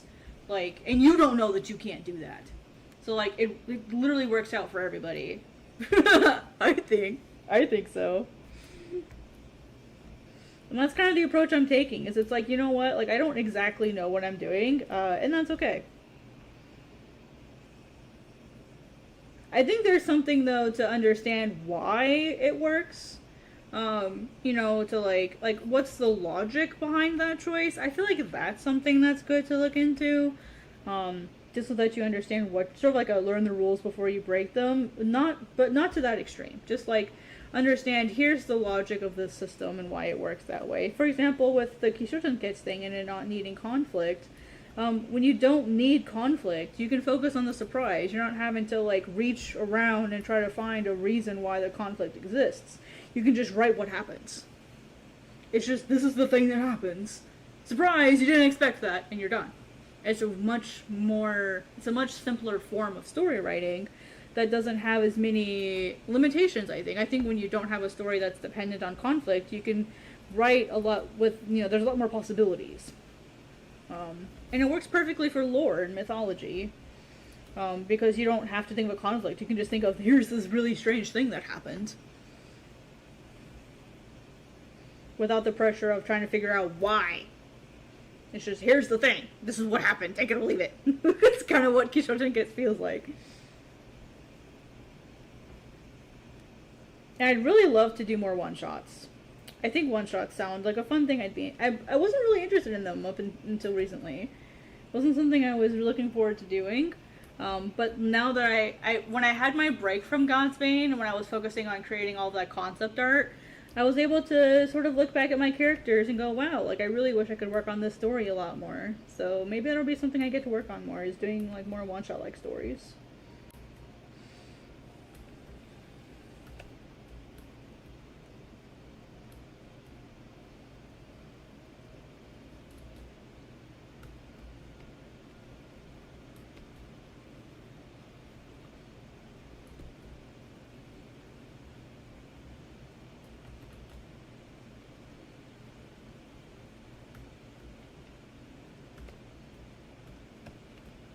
But yeah, I think it's a fun way to write. Yeah, I feel like there's a lot of like you know how you have like fast food? It's fast stories, right? So it's like, here's the conflict. Here's why you should care. Da, da, da, da. Like I don't want to necessarily watch stories about fighting all the time. Like I just want to enjoy shit. Like, you know what I mean?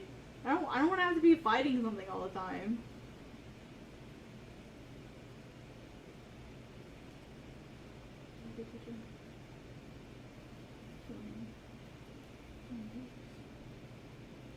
Oh, I don't need to answer that. He already knows my opinion on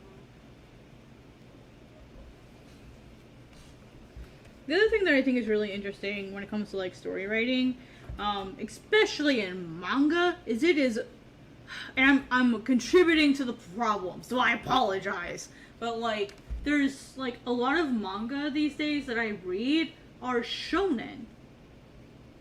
Or, I mean, there is seinen as well. But like, it's so oversaturated with shonen because that's all we see. Or that's like the majority of stuff that gets translated and like sent over to the States, right? It's mostly shonen. I have no beef with shonen. Like, don't get me wrong. There's no beef there. But I'm kind of tired of reading it. I'm tired of it. I'm tired of it.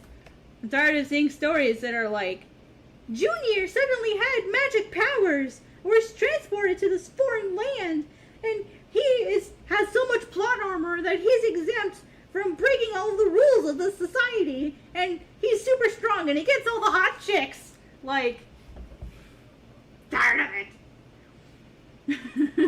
Like, I want to see more shoujo, and I want to see more josei, and I want to see more seinen, but I want to see seinen that's not like your typical super angsty seinen. Like, I hear life is tough and times are hard, but I'm a tough man, and I'm gonna, live life my own way, and I'm an anti-hero. Like, I don't want to see that shit.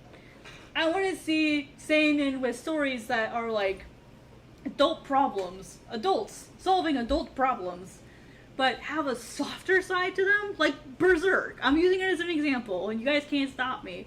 But like, with Berserk, like, you see those soft moments. Miura loved shoujo and josei, like, he loved it. And I saw there's a lot of shoujo-esque moments within Berserk, and that's why I love it so much.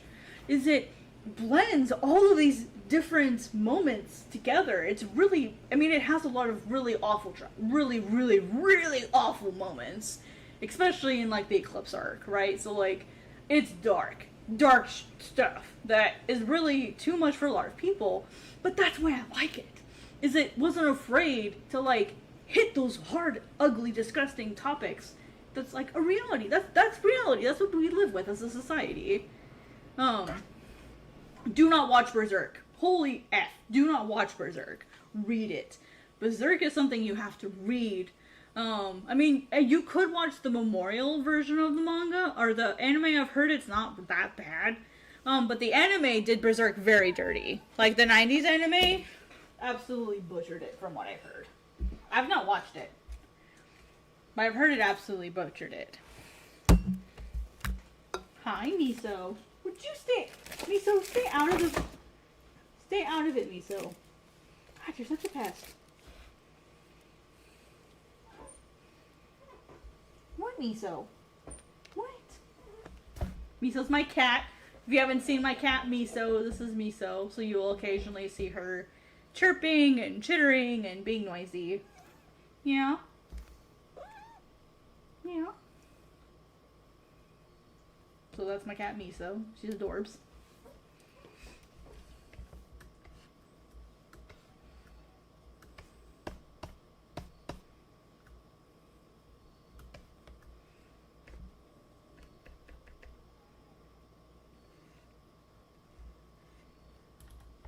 What, Miso? That's fair. That's completely fair. I think Berserk is one of those things you have to decide if that's something you want to read, and if not, that's perfectly acceptable. I will never shame someone for not wanting to read or watch Berserk. Ever. For me, Berserk was a comfort. To be like, no, she's trying to. She's trying to get between me and the tablet. I'm not letting her this time. For me, the reason why I like Berserk, despite how awful it is, and this might be a little too personal, so if it is, please let me know, and I'll stop. My dad was active duty for a really long time, and when I was younger, he was at war a lot. He was overseas and deployed a lot. And one of the things that I struggled with as a kid, and this is also stuff I've been able to talk with my therapist about, and it's stuff that I feel comfortable sharing, is like, my dad saw some awful things. He saw and experienced some really, really terrible things. We lost... Miso would stay out of the plastic. I can't have any snacks up here because you're gonna go digging through it.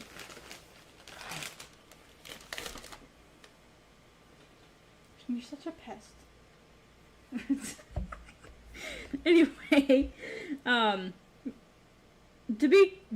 just say it, there were long stretches of time, months, I didn't know if my dad was alive or dead. And when you're a kid in middle school and in high school, and you see the news and you see that there was an attack on the base where you know your dad is, you wonder, like, you can be up for days wondering, was my dad one of the people that was killed? You know what I mean? Because they don't release the names until they contact the family.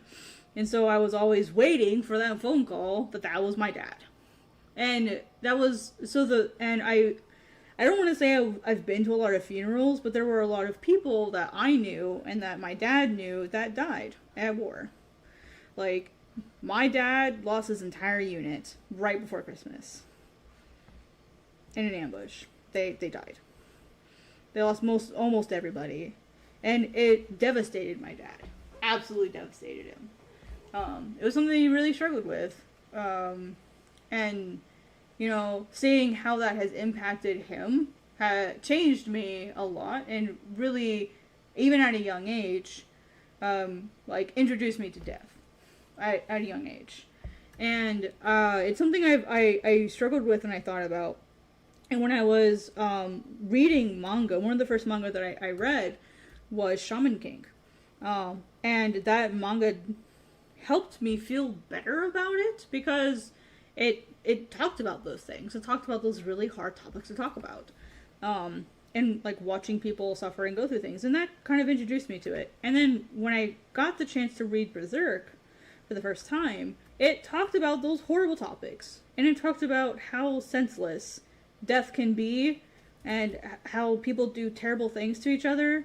But it was also encouraging because I got to see someone who had literally been through hell and back, been through horrible things, done horrible things, and still could be a good person. And, like, I've heard multiple people that have been overseas tell me, not just my dad, like multiple people, tell me they've done horrible things to people. And they don't know who the monster is. Am I the monster? Are they the monster? Sometimes they struggle to live with themselves. So it was really interesting for me to read Berserk, because it gave me an insight into people who had gone through things that I know that other people have gone through in real life. And I think it's helped me become a more sympathetic person. I've been through a lot of bad things too. I'm not going to go into details, but I've been through nothing like Gus went through, obviously. Like, I've been through a lot of hard things too. So it was fascinating for me. It was just a fascinating story for me to, like, have a new perspective and have a new lens put on some of the things that I've been through, and some of the things that people I know have been through. So I hate to say it was relatable. It was relatable, but it was also extremely unrelatable. Like, oh my gosh, these are terrible. These are awful things. Like, thank God that's not happened to me. As bad as things have been sometimes, like, at least that's not happened to me. You know what I mean? So, I liked Berserk. It really put my life into perspective, despite everything that's happened. So, hey, Iko, what's up? Sorry if that was, like, a heavy topic, but, like, that's why I like Berserk. I'm not afraid to talk about that stuff. And if Berserk is hard for you, honestly, then maybe Godsbane will be too. Godsbane isn't going to be near that extreme. No, that's okay. Don't worry about it. I've had plenty of time to be okay with that stuff. It's plenty fine. That's why I'm able to talk about it. I can sit here and I can laugh about it now. It's more like is the stuff that other people want to hear from me. It's more like what I feel, because I don't want to bring other people down. You know what I mean? So it just puts things in perspective, and it makes me feel good. It makes me feel grateful for the life that I have now. You know what I mean? So it's not a bad thing by any stretch. It's a good thing. It's a good thing that I'm able to sit here and be able to talk about it, because that shows my own growth through those bad situations. Yeah, I'm rereading it through the deluxe editions. I used to have the smaller volumes, like the individual volumes. And then I had sold it to help pay for a move, and now I'm recollecting it through the deluxe editions.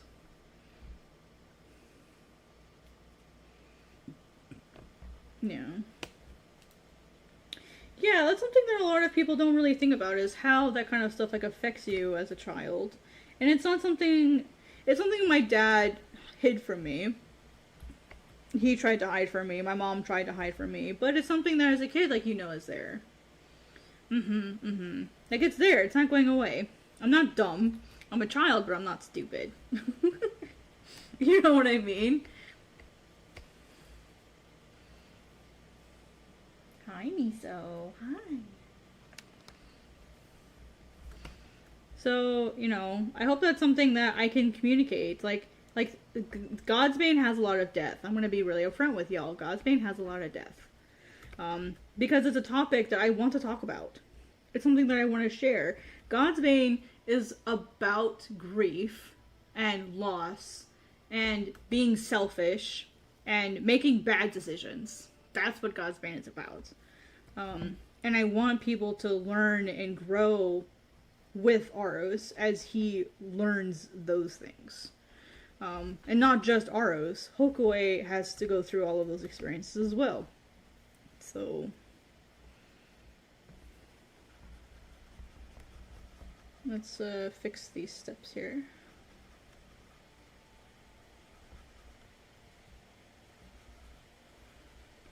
These steps aren't going to be perfectly flat because they're made from, like, stone and wood, so, like, they're not going to be perfect steps.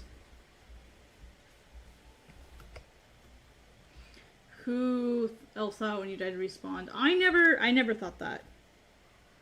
I knew what death was at a young age. I knew that meant not coming back. So for me, that wasn't really something that I thought.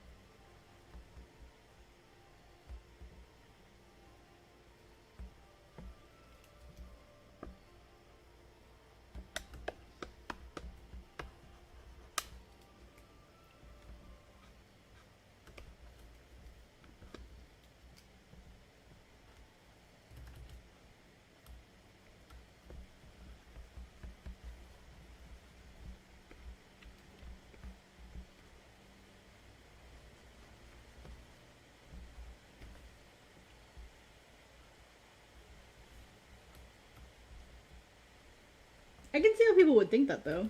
I can see where that thought would come from as a kid.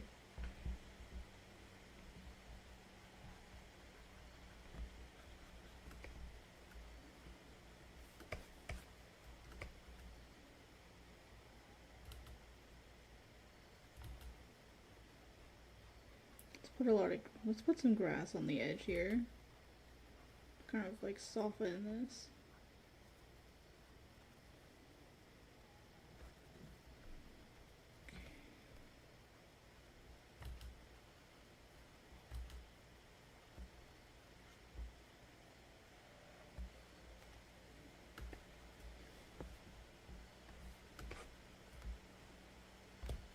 And remember, this is far enough away that we aren't gonna see a lot of detail, right? So like there's no point in getting overly crazy about the detail. There's no point in that.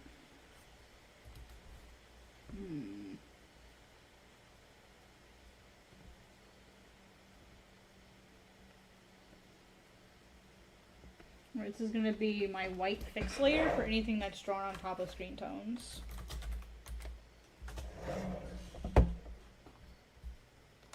Yeah. And I think that's why it's important to consider why you're doing dark media. If you decide to do dark media, it's a really good, that's a good naming thing for dark media.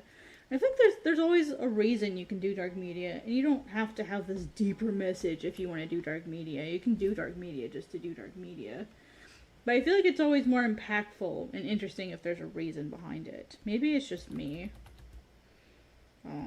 To me, it means more when that happens.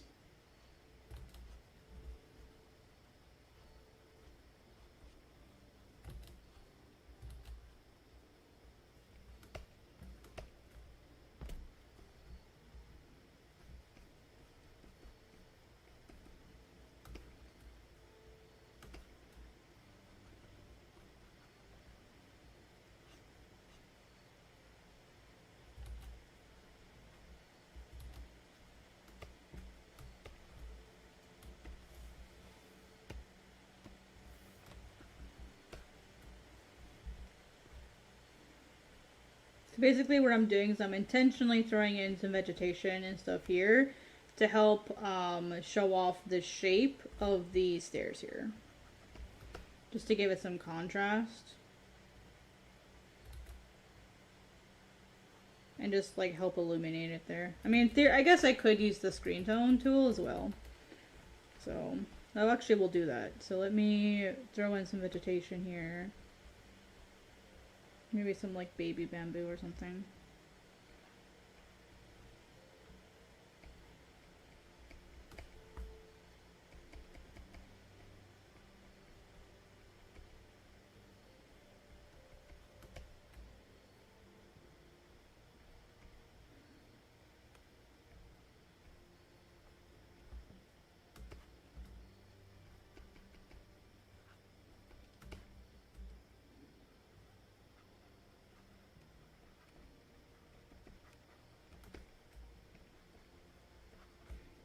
And remember, stuff below bamboo gets messy. There's a lot of leaves that drop, so it's okay to be messy with your detail there.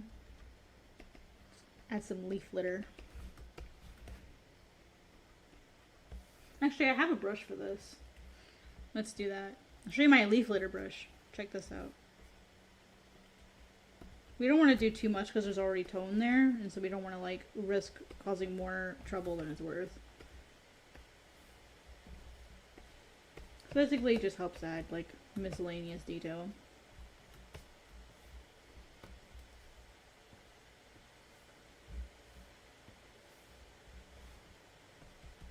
Alright, now let's go back into our tone, and then we'll shade that in.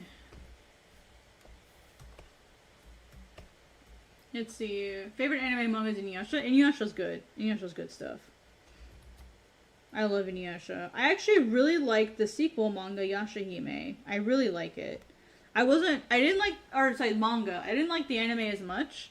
But I feel like the manga is really good. I really like it. It's not like when you get like sequels, especially with like the kids of the main characters, it can get really weird and gross and boring. But I feel like they handled it in a really good way. So I'm actually really enjoying it. And I'm someone who hates sequels, so I'm not a sequel person. But I really like how they handled it.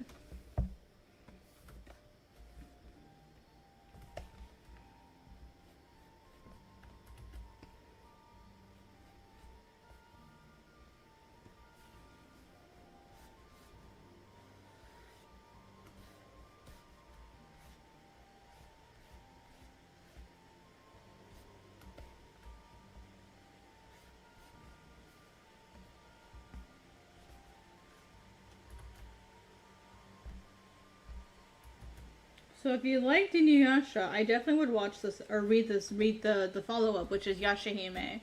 What's really nice about it is, I mean, let me think of how I want to phrase this. The children don't feel like they have to live up to their parents. Like they have their own dreams and they have like their own goals and their own life. Like they do ultimately have to deal with being the children of like their parents. Like their parents have reputations, especially Shishomaru. Like it's very clear that like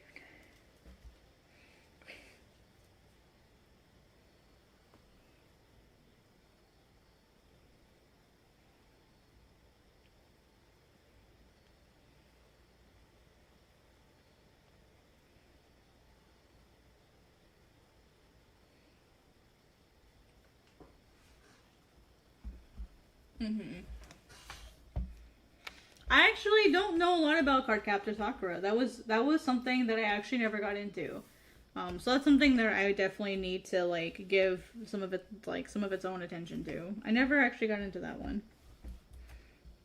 I've heard it's really good though, but it's on my list.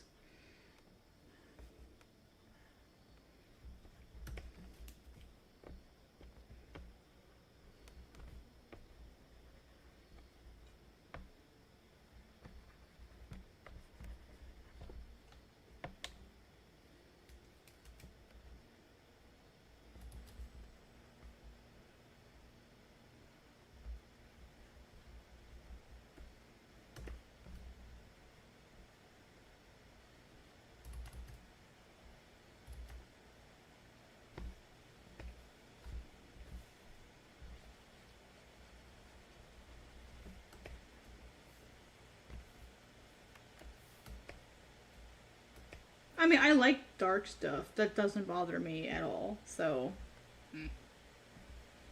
if that's the reason, is it related to the mangaka?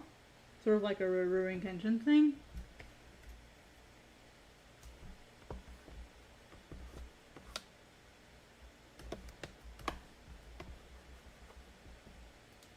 The foreground thing.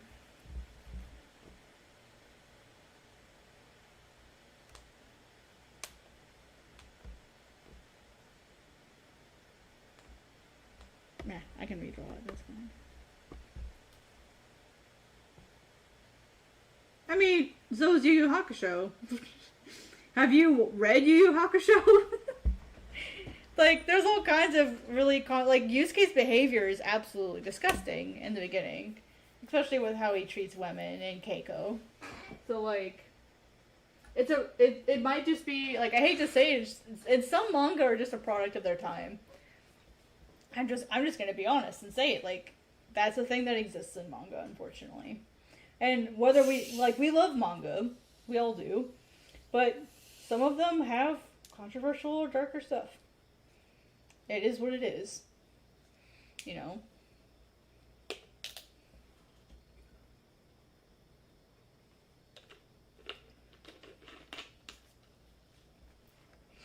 Alright, y'all. We're making progress. I don't know how much progress I've made today because I talked a lot about other things, but...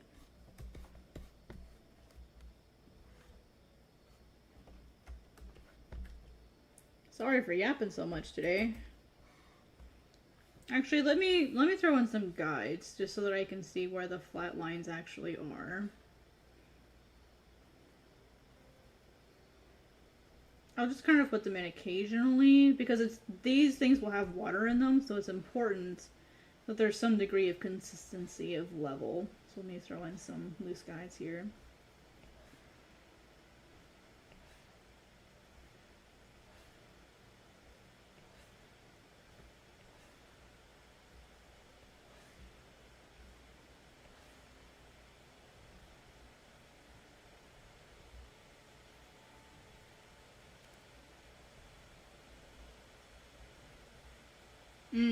I see what you mean.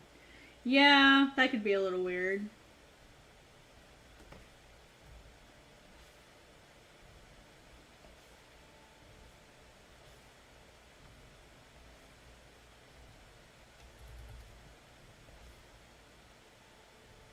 Yeah, I've read some of Clamp's stuff, so it's probably going to be nothing new to me.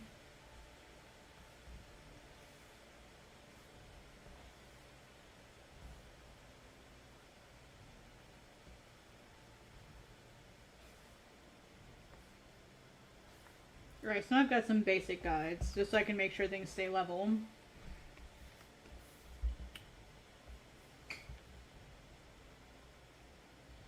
Because I'll be drawing at an angle, so I want to be sure like I can stay level. I did a pretty good job, didn't I? For the most part, staying level. Did a pretty good job.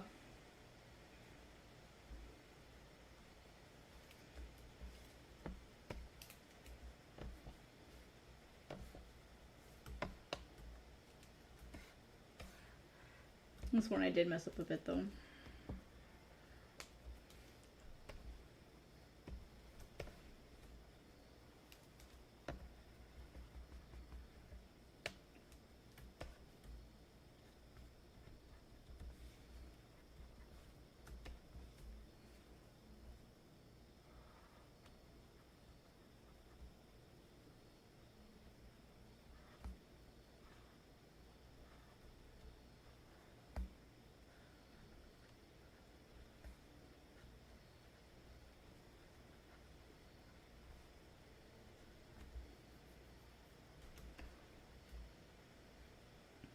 Oh, interesting. I'm not much of a relationship person. Like I don't really care about romance and true love and like all that stuff. I don't really care about that too much. Romance is one of my least favorite genres. So if it's romance heavy, I'm probably not going to be interested in it.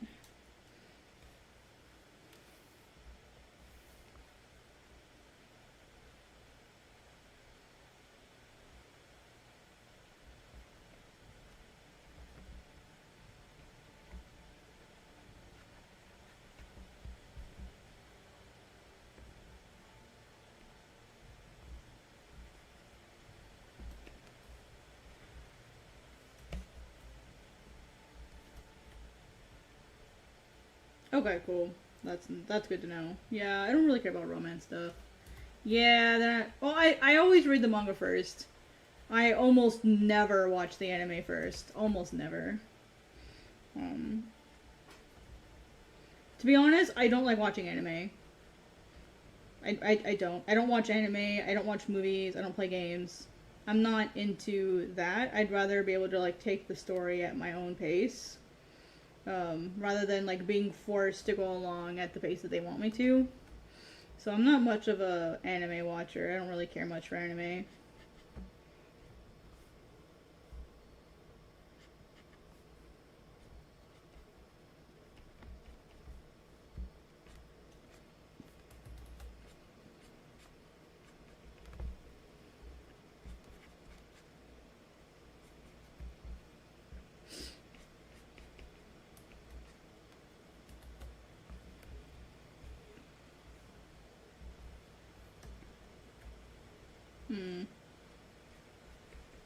That's good to know in advance. I'll probably avoid the anime then.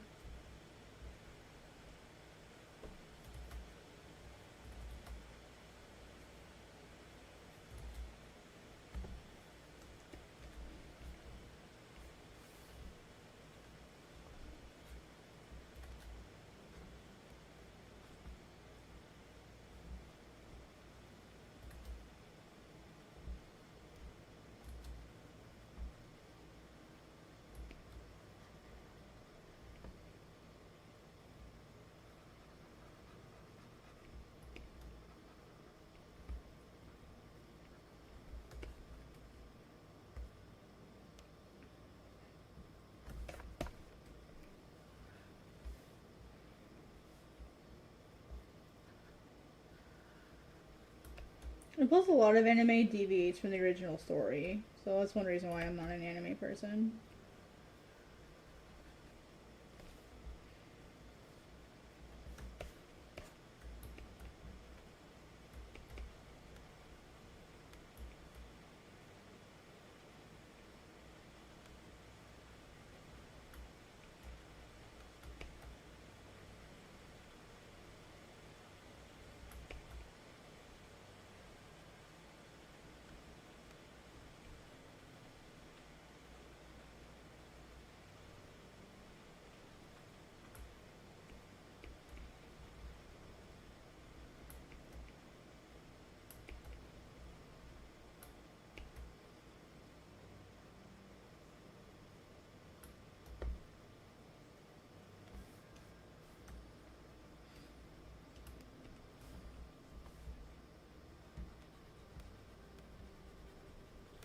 I'd rather like get the original story as best I can.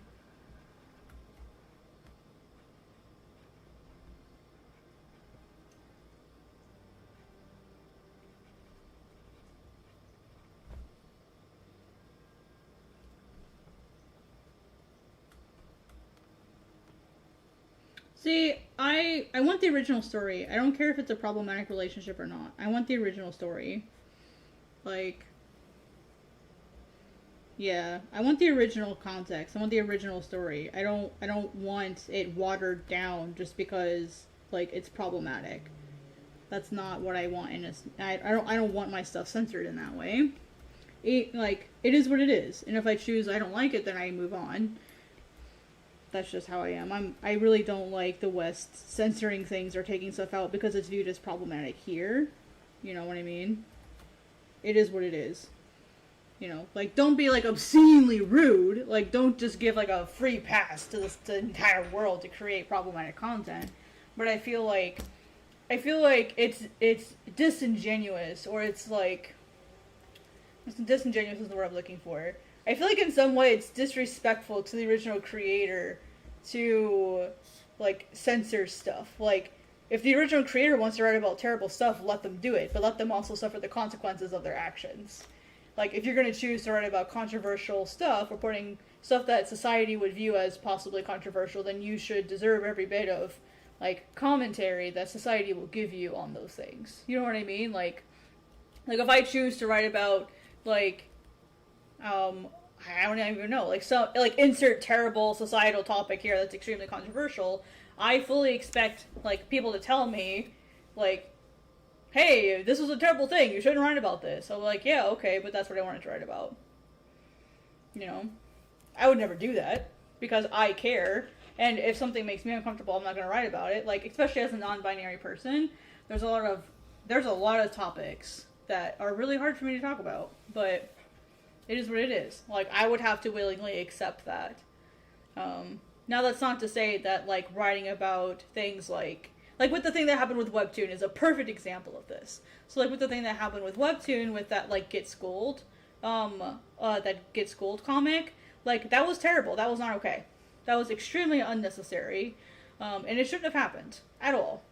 But, like, the creator, like, owned up to their mistake, depending on how you want to take their apology, and said, we shouldn't have done that. Like, good. They learned their lesson. They hopefully will become better people for it. So that's great.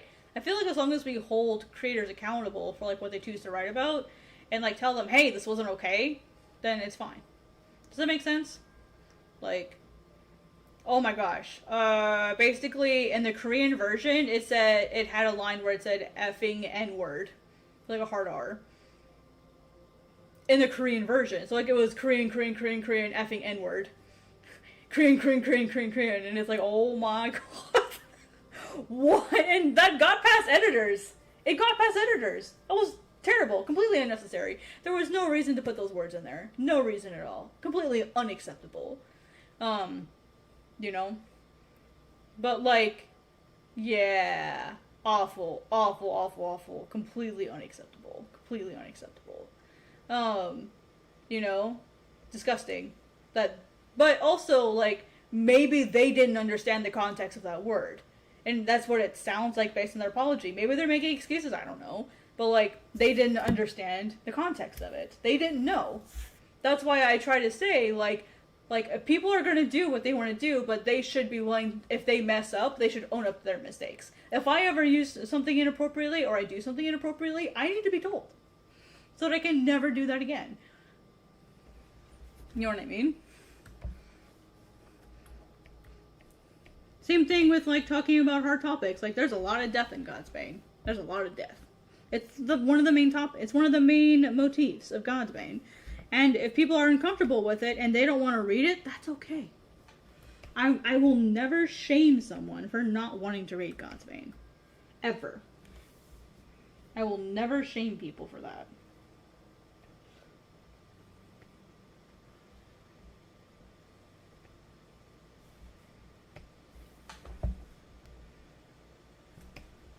Because I expect people to be uncomfortable by reading it. Like, I expect people are going to be made uncomfortable. And that's okay. Like, and one of the things, like, on that topic, one thing I found really interesting was Mira's comments on writing, like, the eclipse, where, like, all of the really horrible, terrible, awful things happen. There's, like, a lot of essay that happens during that time period. And, like, as an, AFAB person, you know, like, I understand why a lot of people hate Berserk because of that specific section alone. There's a lot of really, really, really terrible stuff that was probably unnecessary in Berserk. But it is what it is. Can't change it now. So, like, let's talk about that based on what exists. Instead of saying, oh, Miura hates women, he's a misogynist, blah, blah, blah, blah. It's like, just because you write about a certain thing doesn't mean you endorse the behavior. There's anime and manga and novels all about, like, death and torture and criminal activity. Like, are those creators, are those writers endorsing that behavior? No. Like, you know what I mean? Just because someone writes about it doesn't mean that they enjoy it. Or they condone that behavior. They find it acceptable. Sometimes it's starting a conversation about something. I'm not saying that that's what the Get School people were doing. I moved on to a different topic. But, like, that's what I want to do with the Godsbane. I want to start a conversation about certain things. And if people don't want to do that, that's okay. They can go read something else. It's not going to break my heart if they decide if they decide Godsbane is too much for them, that's okay. I literally am not going to get offended because everyone is not my audience. Like, I hate that people say that. Like, they say, oh, everyone is my audience. I'm like, no, they are not. Your audience is your audience. Your audience is the type of people that is interested in that stuff. You know? And that just because you're not to say that, like, oh, I'm interested in death. Like, you can be interested in death without wanting to kill people. You can just find it an interesting topic. Maybe it's relatable to you in some way. Like it is with me and my family being, like, war veterans. So, like, that's why it's interesting to me, is to see how people go through their struggles. That's why I write about it. Not because I want to make people suffer. You know what I mean?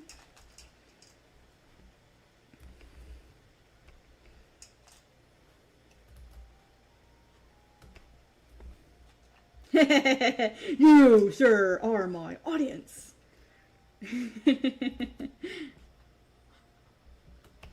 Yeah, I think some people are just too jumpy with the whole, like, you're a terrible person thing. I'm like, okay.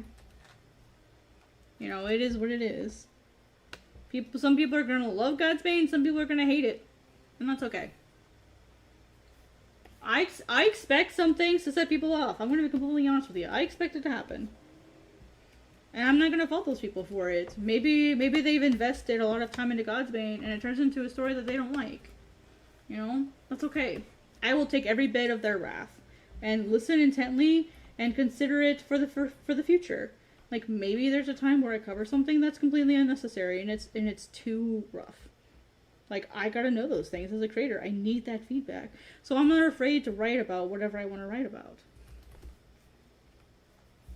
That's what I need. And sometimes it's starting that conversation that helps you become a better creator. Not that I'm going to go out and intentionally try to, like, harm people by, like, writing horrible stories about horrible things. It's just what I need to talk about. Like, you know what I mean? It's an interesting conversation because I feel like there's a lot of people that go into reading stories for escapism, and that's not a bad thing. If you can go into like a story and have it be a comfort for you, that's a great thing. But that's not what I want to write about. Yeah, like I don't want to write comforting stories. Or at least not comforting in like the typical wholesome way. That's not what I want to write about.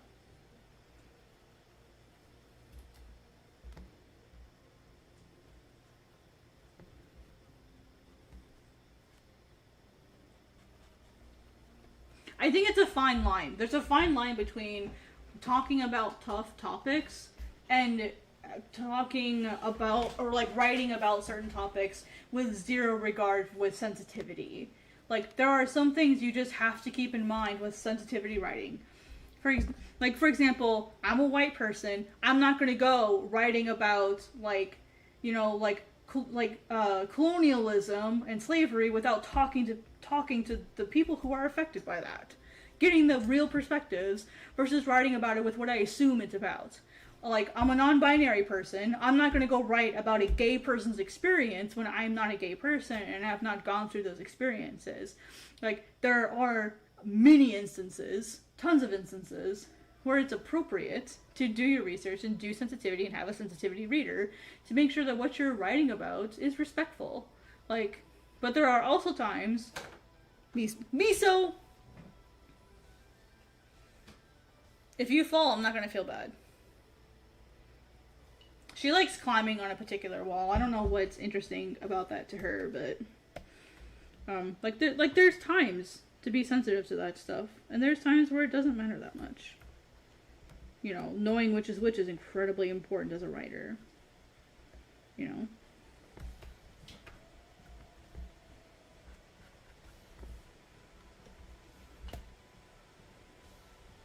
I think it's just better if people are just mindful. And not caught up in the, I'm gonna write whatever I want. No one can tell me what to do. It's like, yeah, no one can tell you what to do. But if you're gonna be a dummy and like write about sensitive topics that you have no experience in, like expect to get backlash. Exactly, that's a great way to put it. There's great ways to go about sensitive topics. Great way to put it. Thank you for helping me with that, because I'm like, how do I phrase what I'm trying to say? That's basically what I was trying to say. There's ways to go about those sensitive topics to keep them respectful.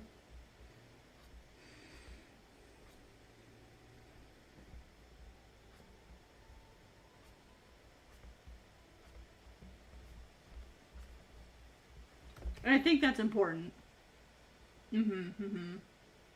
Yeah, keep things tasteful, but like not be afraid to approach those really tough topics. I think things that they write about, it can be an indication into like how bad of a person they are, but it's not usually the case. I don't think it's a good assumption, and that's the key word there is assumption. It's not a good thing to assume about people that they feel a certain way about a certain topic just because they write about it. Look at their actions will tell you far more than their writing will.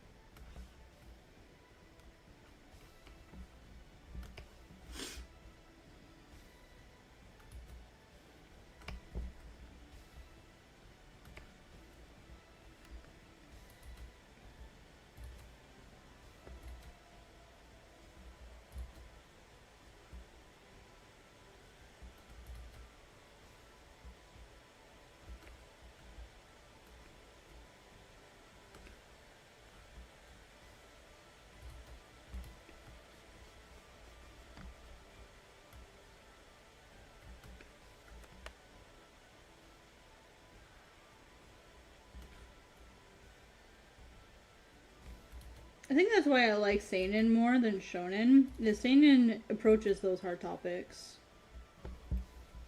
It approaches the things that shonen does with reason. Like there's a reason why shonen doesn't tend to approach those things. You know, that's not what their target demographic as shonen wants to typically read about. You know? I think that's why I've just been falling out of love with shonen lately. Is it's too... It's not that it's soft. It's like, it's not talking about the things that I care about anymore. So...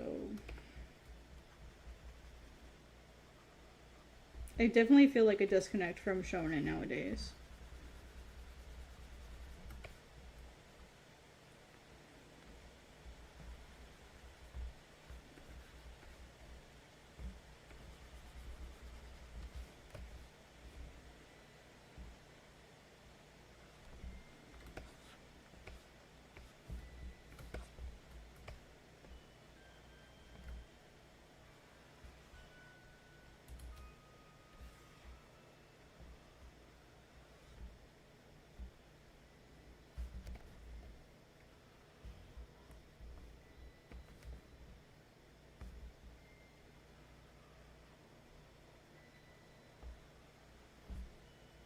Shoot, wrong fill.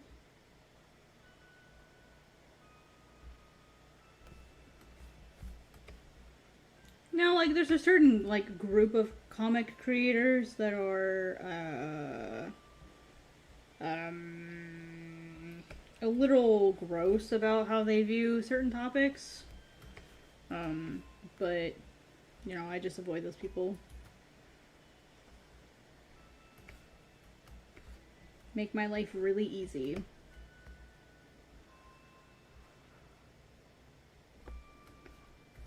Just stay away from them. My life is really simple.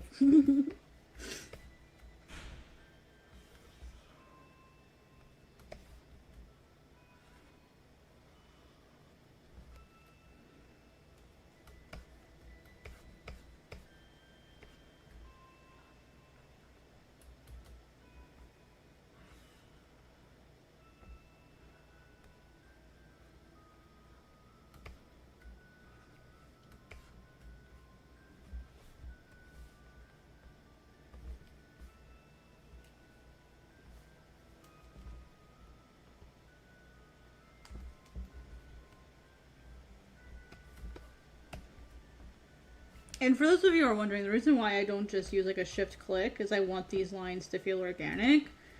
Because they are grass and nature, I don't want them to feel too straight.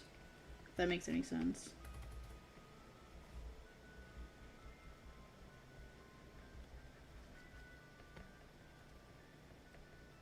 Unnaturally, like, straight, I guess is the word I'm looking for.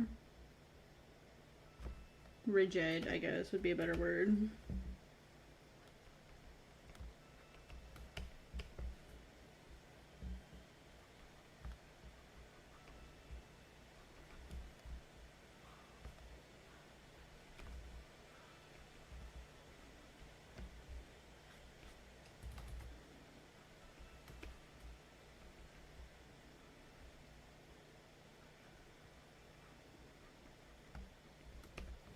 So what are you guys going to work on for the weekend? Do you guys have any plans? Do you guys have any projects that you're looking forward to working on, like, specifically over the weekend?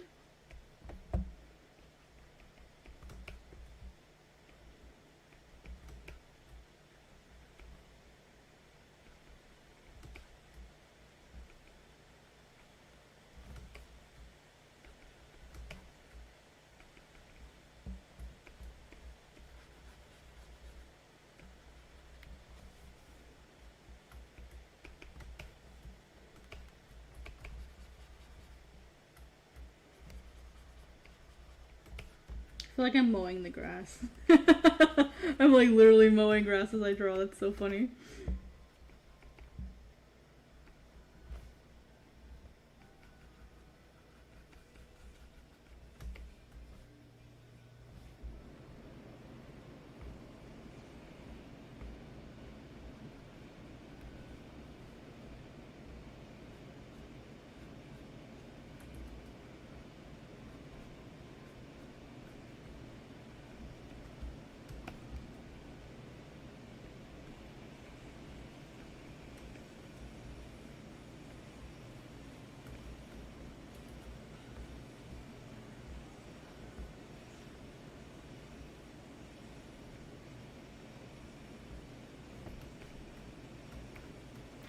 Working on a 3-page Halloween comic for Jam, but didn't make it in time. Aw, that sucks. I'm sorry.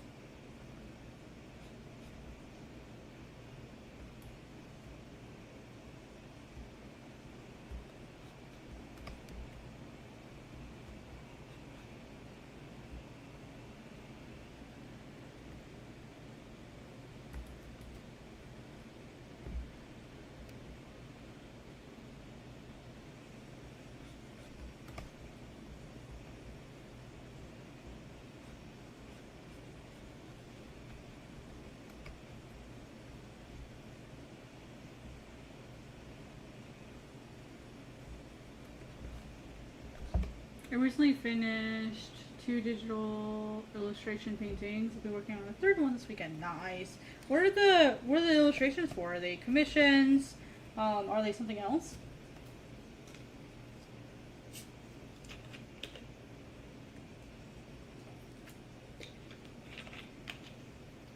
It's not manga? Oh, okay. That's alright. I'm just gonna be working on manga all weekend, so.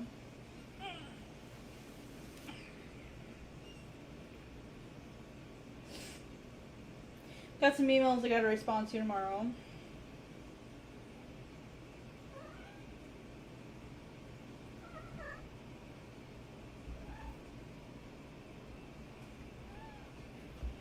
Hang on, Miso. Hang on. Let me grab my drink so you don't tip it over.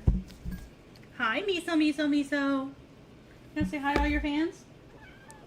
Yeah? No, you can't. No. Miso, this is not a time where you can sit here in front of my tablet. I'm sorry, baby. Not this time, honey.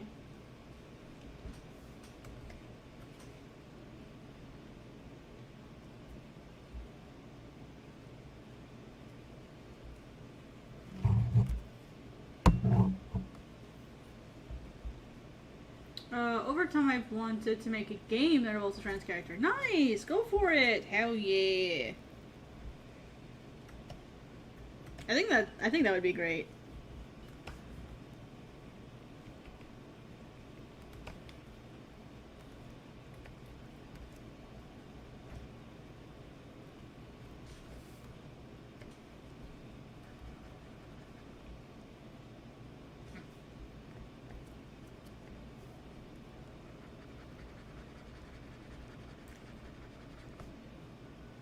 Don't you huff at me, Miso. Don't you huff at me. If you guys don't know who Miso is, allow me to show you. This is Miso.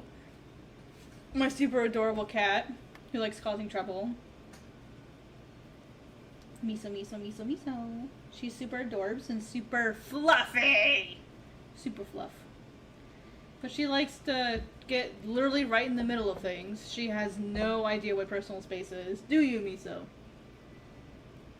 There's no sense of personal space with you. She's like, pet me, human, pet me. That's literally where my arm needs to go, babe.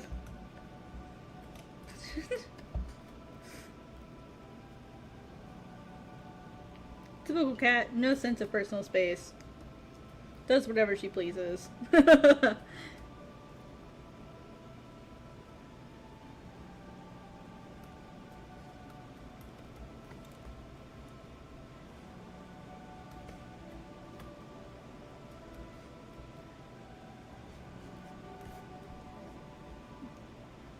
She's literally trying to grab my arm and wrap it around her, like, what, baby? Is it time to stop? I don't even know how long I've been streaming. Oh, yeah, it's been 2.5 hours. I'm technically over time now.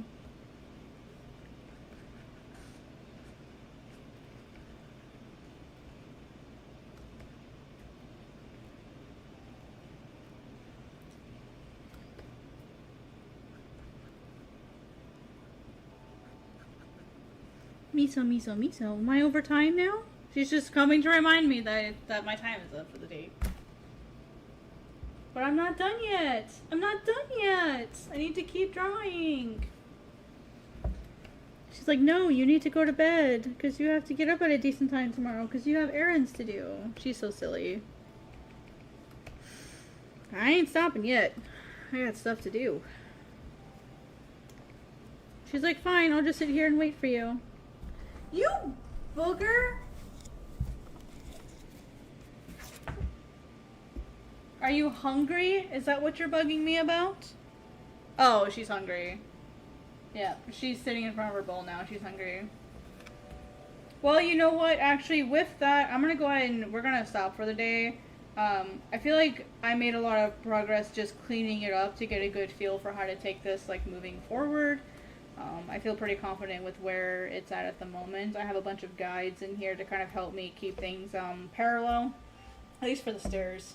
She is. Well, it's also part of my normal schedule. Like my schedule. Well, I'll show you guys like my Friday schedule, just so that you guys can see what I mean. So file, open. My schedule on weekends is pretty busy. So here's basically. Friday's a pretty good example of what I do during the week anyway. So I have like my global comics work during the day, and then I have like I do a little bit of YouTube production here, and then I have my stream, which I usually set aside 2 hours for, and then I have 2 hours of focus time, so that I can kind of like really like zoom in, like hone in on like specific tasks. This is 11, this is 12, and this is 1 o'clock. So usually by 1 a.m. I'm in bed. And I only have about 30 minutes until my bedtime. So I need to start winding down for the day so I can actually get some sleep. And then on the weekends, Saturday and Sunday, they're all focused Godsbane time basically. And then I can kind of stream whenever I want. As I have time on the weekends. I do stream in the Global Comics Discord on Sundays. I might move it to Saturdays. Just because, like, Sunday doesn't do it. I've done streams on Saturdays in the Discord, I've done streams on Sundays, and Saturdays always have more people, but Saturdays I want to be my focus day. I don't like having Sunday as my focus day, because then it feels like everything is last minute while I'm trying to focus, you know what I mean, and then I can't focus well. So, yeah. So yeah, it is I'm technically into 1 hour, one of my focus time hours. But I did start about an hour late because I got the most amazing email today. That's why I started late, because I was doing some work stuff. So that's why I started an hour late. So I apologize for starting late. I know I said earlier today I was going to be on time and then I wasn't, so I sincerely apologize. I do not know if I'm streaming tomorrow. I'm going to be bloody honest with y'all. I don't know. I'm hoping to stream tomorrow. I do have some work stuff I have to do in the morning. I have some errands that I have to run tomorrow that I've been putting off all week. I just got paid today. So I have a bunch of stuff that I gotta go get done. I gotta go pay the vet for Measles bill last week. I have to go do a couple other things. She needs her checkup. She had a bladder infection. We're a week in, so I need to just go get her checked out and make sure her infection's going away. So we gotta go do that testing tomorrow. So I gotta do that in the morning. I hate going in the morning. First thing in the morning, it sucks balls, but that's best time to go in. So if I stream tomorrow, fantastic. If not, I'm sorry, and I'll try to stream again as soon as I can. If I don't stream on the weekend, I will stream again on Monday. Just for you guys who want to see, I do have manga streams Monday to Friday at 9 p.m. Central Time. Sometimes Saturday and Sunday. You can always read my manga Godsbane on Global Comics. I do have like the original version that I made forever ago, last year. up for you guys to read if you guys want to read the original version, because I am making a new version. These are the first 2 pages of that new version. So all kinds of good things going on if you want to read it before I get rid of it forever.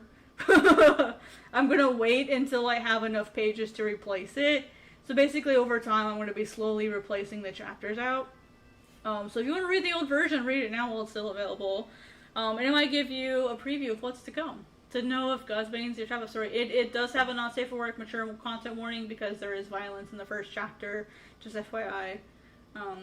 And I'd like to try to figure out a way we could do some community discussions. I think that would be fun. So we'll see how it goes. Anyway, thank you all so much for coming. I really appreciate it. And I will see you, I guess I'll see you the next time I see you. Take it easy and have a wonderful night. Ciao!